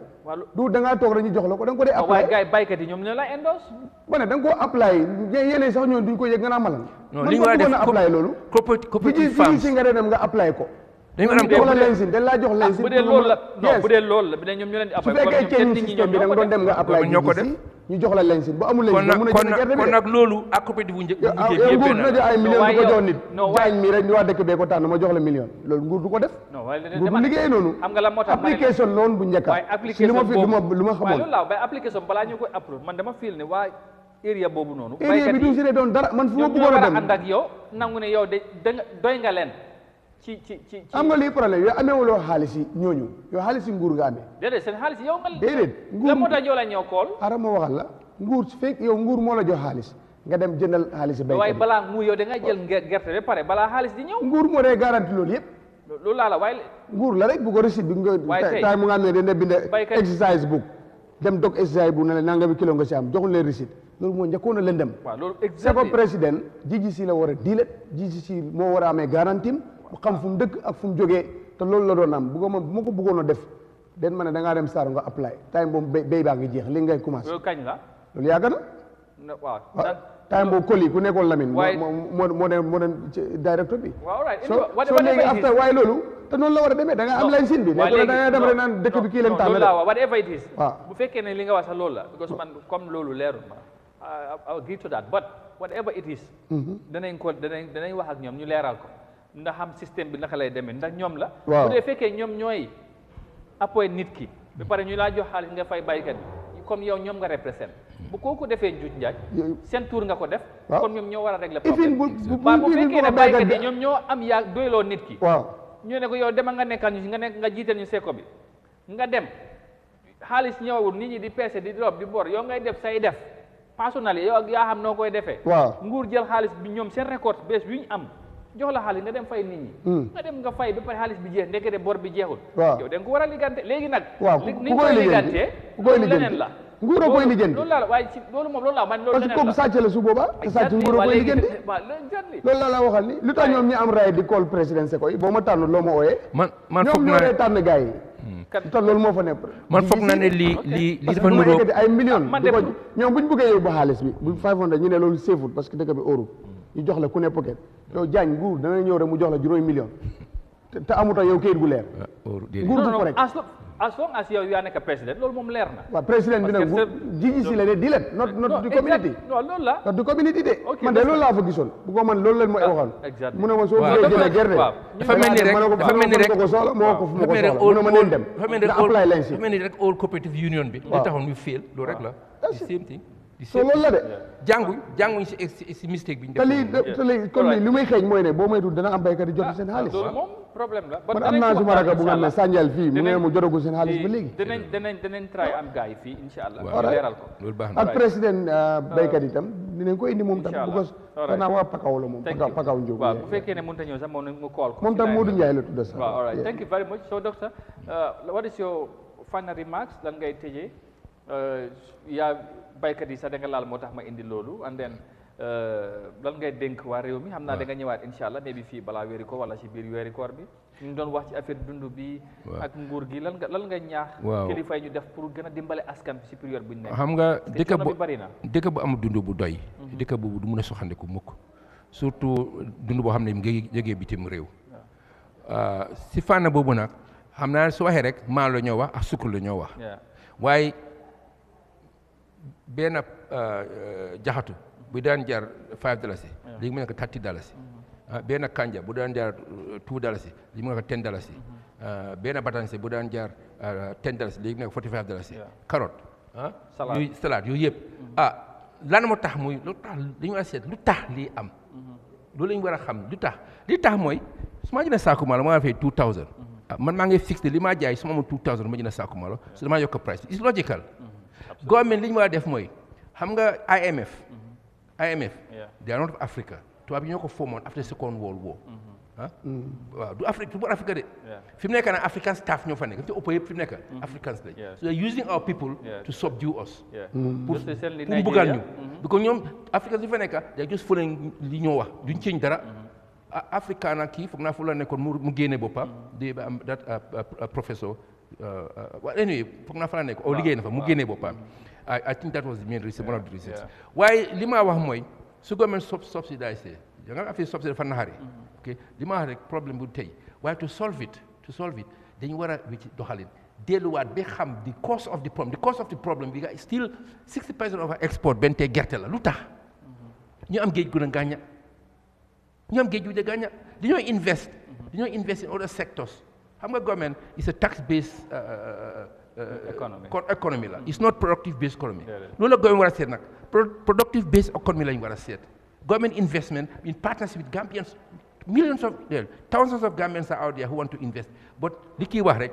soo ñëwee boo defar kayit di nga feefee ba daw donc doo ma def sax dañoo gis yow balaa na jeex soo li ma advice Gambie mooy nañ eew especially politiciens yi ñëw su campagne jooju jox saako maalo ak $1,000 or so ne waaw sama voté dinaa indi lii dinaa li ñoom li ñoo wax dañoo fen because moomuñ budget bi dinaa indi lii dañoo fen ki war a taxaw président dafaa ne for next 2026 faa ne su ma jëlee Gambia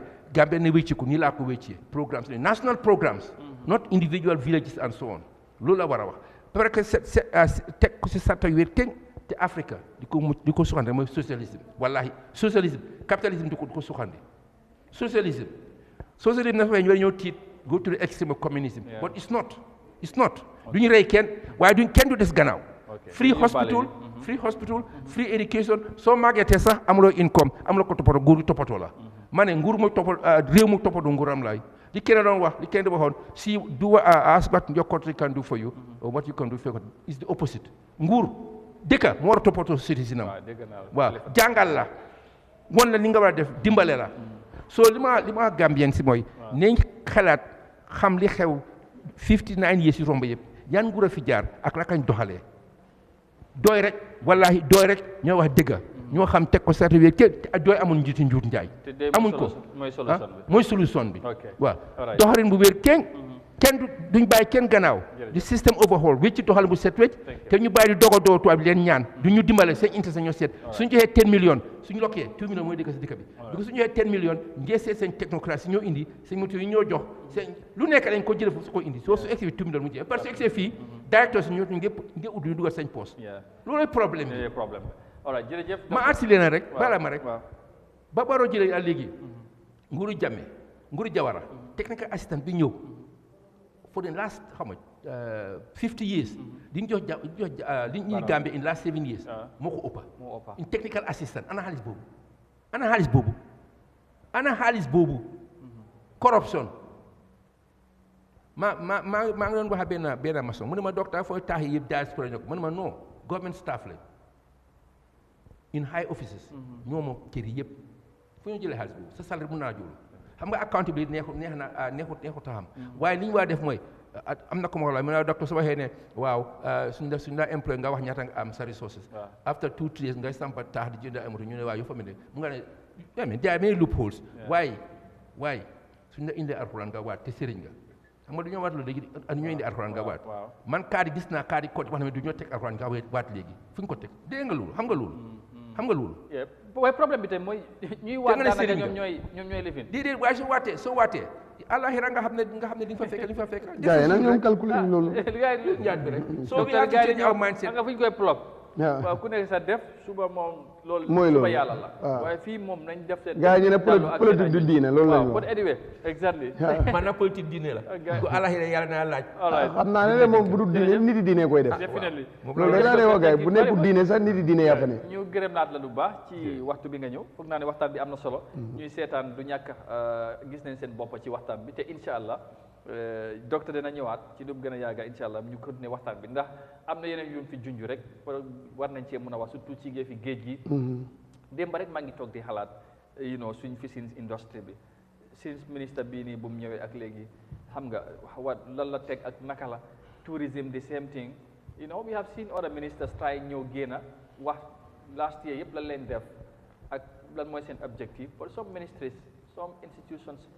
doo ci dégg dara so loolu mooy problème bi yii yëpp dañ ko war a waxtaane and insha allah docteur will come back ñu dugg ci yooyu ñu gërëm ko sant ko bu baax baax ci time bi mon ñam xam naa ñuy joxante gay rendez-vous ba suba insha allah si kanam tuuti ñu daan dina ñëw si keppaar gi insha allah di ko jaajëfal la ak ñu doon seetaan Eyeafrica TV seen programme Good Morning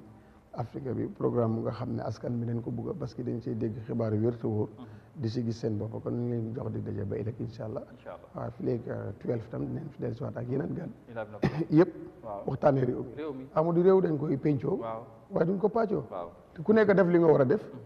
Gambia dem kanam loolu rek am solo waaw docteur wax na ko léegi mu ne foog ñu waxtaan dialogue dafa am solo waaye ci lan la ñoo dialogue ak buñ ci tënkee dara ndax loolu danañ ko implément loolu mooy mbir mi waaye ñu gërëmaat ko bu baax waaye ñu fàttali rek docteur Baye Birane Diagne bokk ci parti bi di doy PDOIS moom moo nekkoon tey suñ gan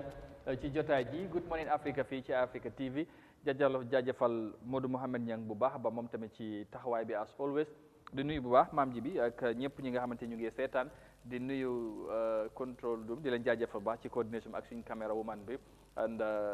ñi nga xamante ne yëpp ñu ngi doon jàpp ci liggéey ba mu yomb ni incha allah bu ci yàlla àndee suba dinañ dellusiwaat ci final edition bu mujj ci week bi ak yeneen gan ci yeneen waxtaan lépp rek comme moon ñu ko wax réew mi foog ñu ko ne di pencoo ndax su loolu pàccoo moom mooy am te dañ njort ne jamono ji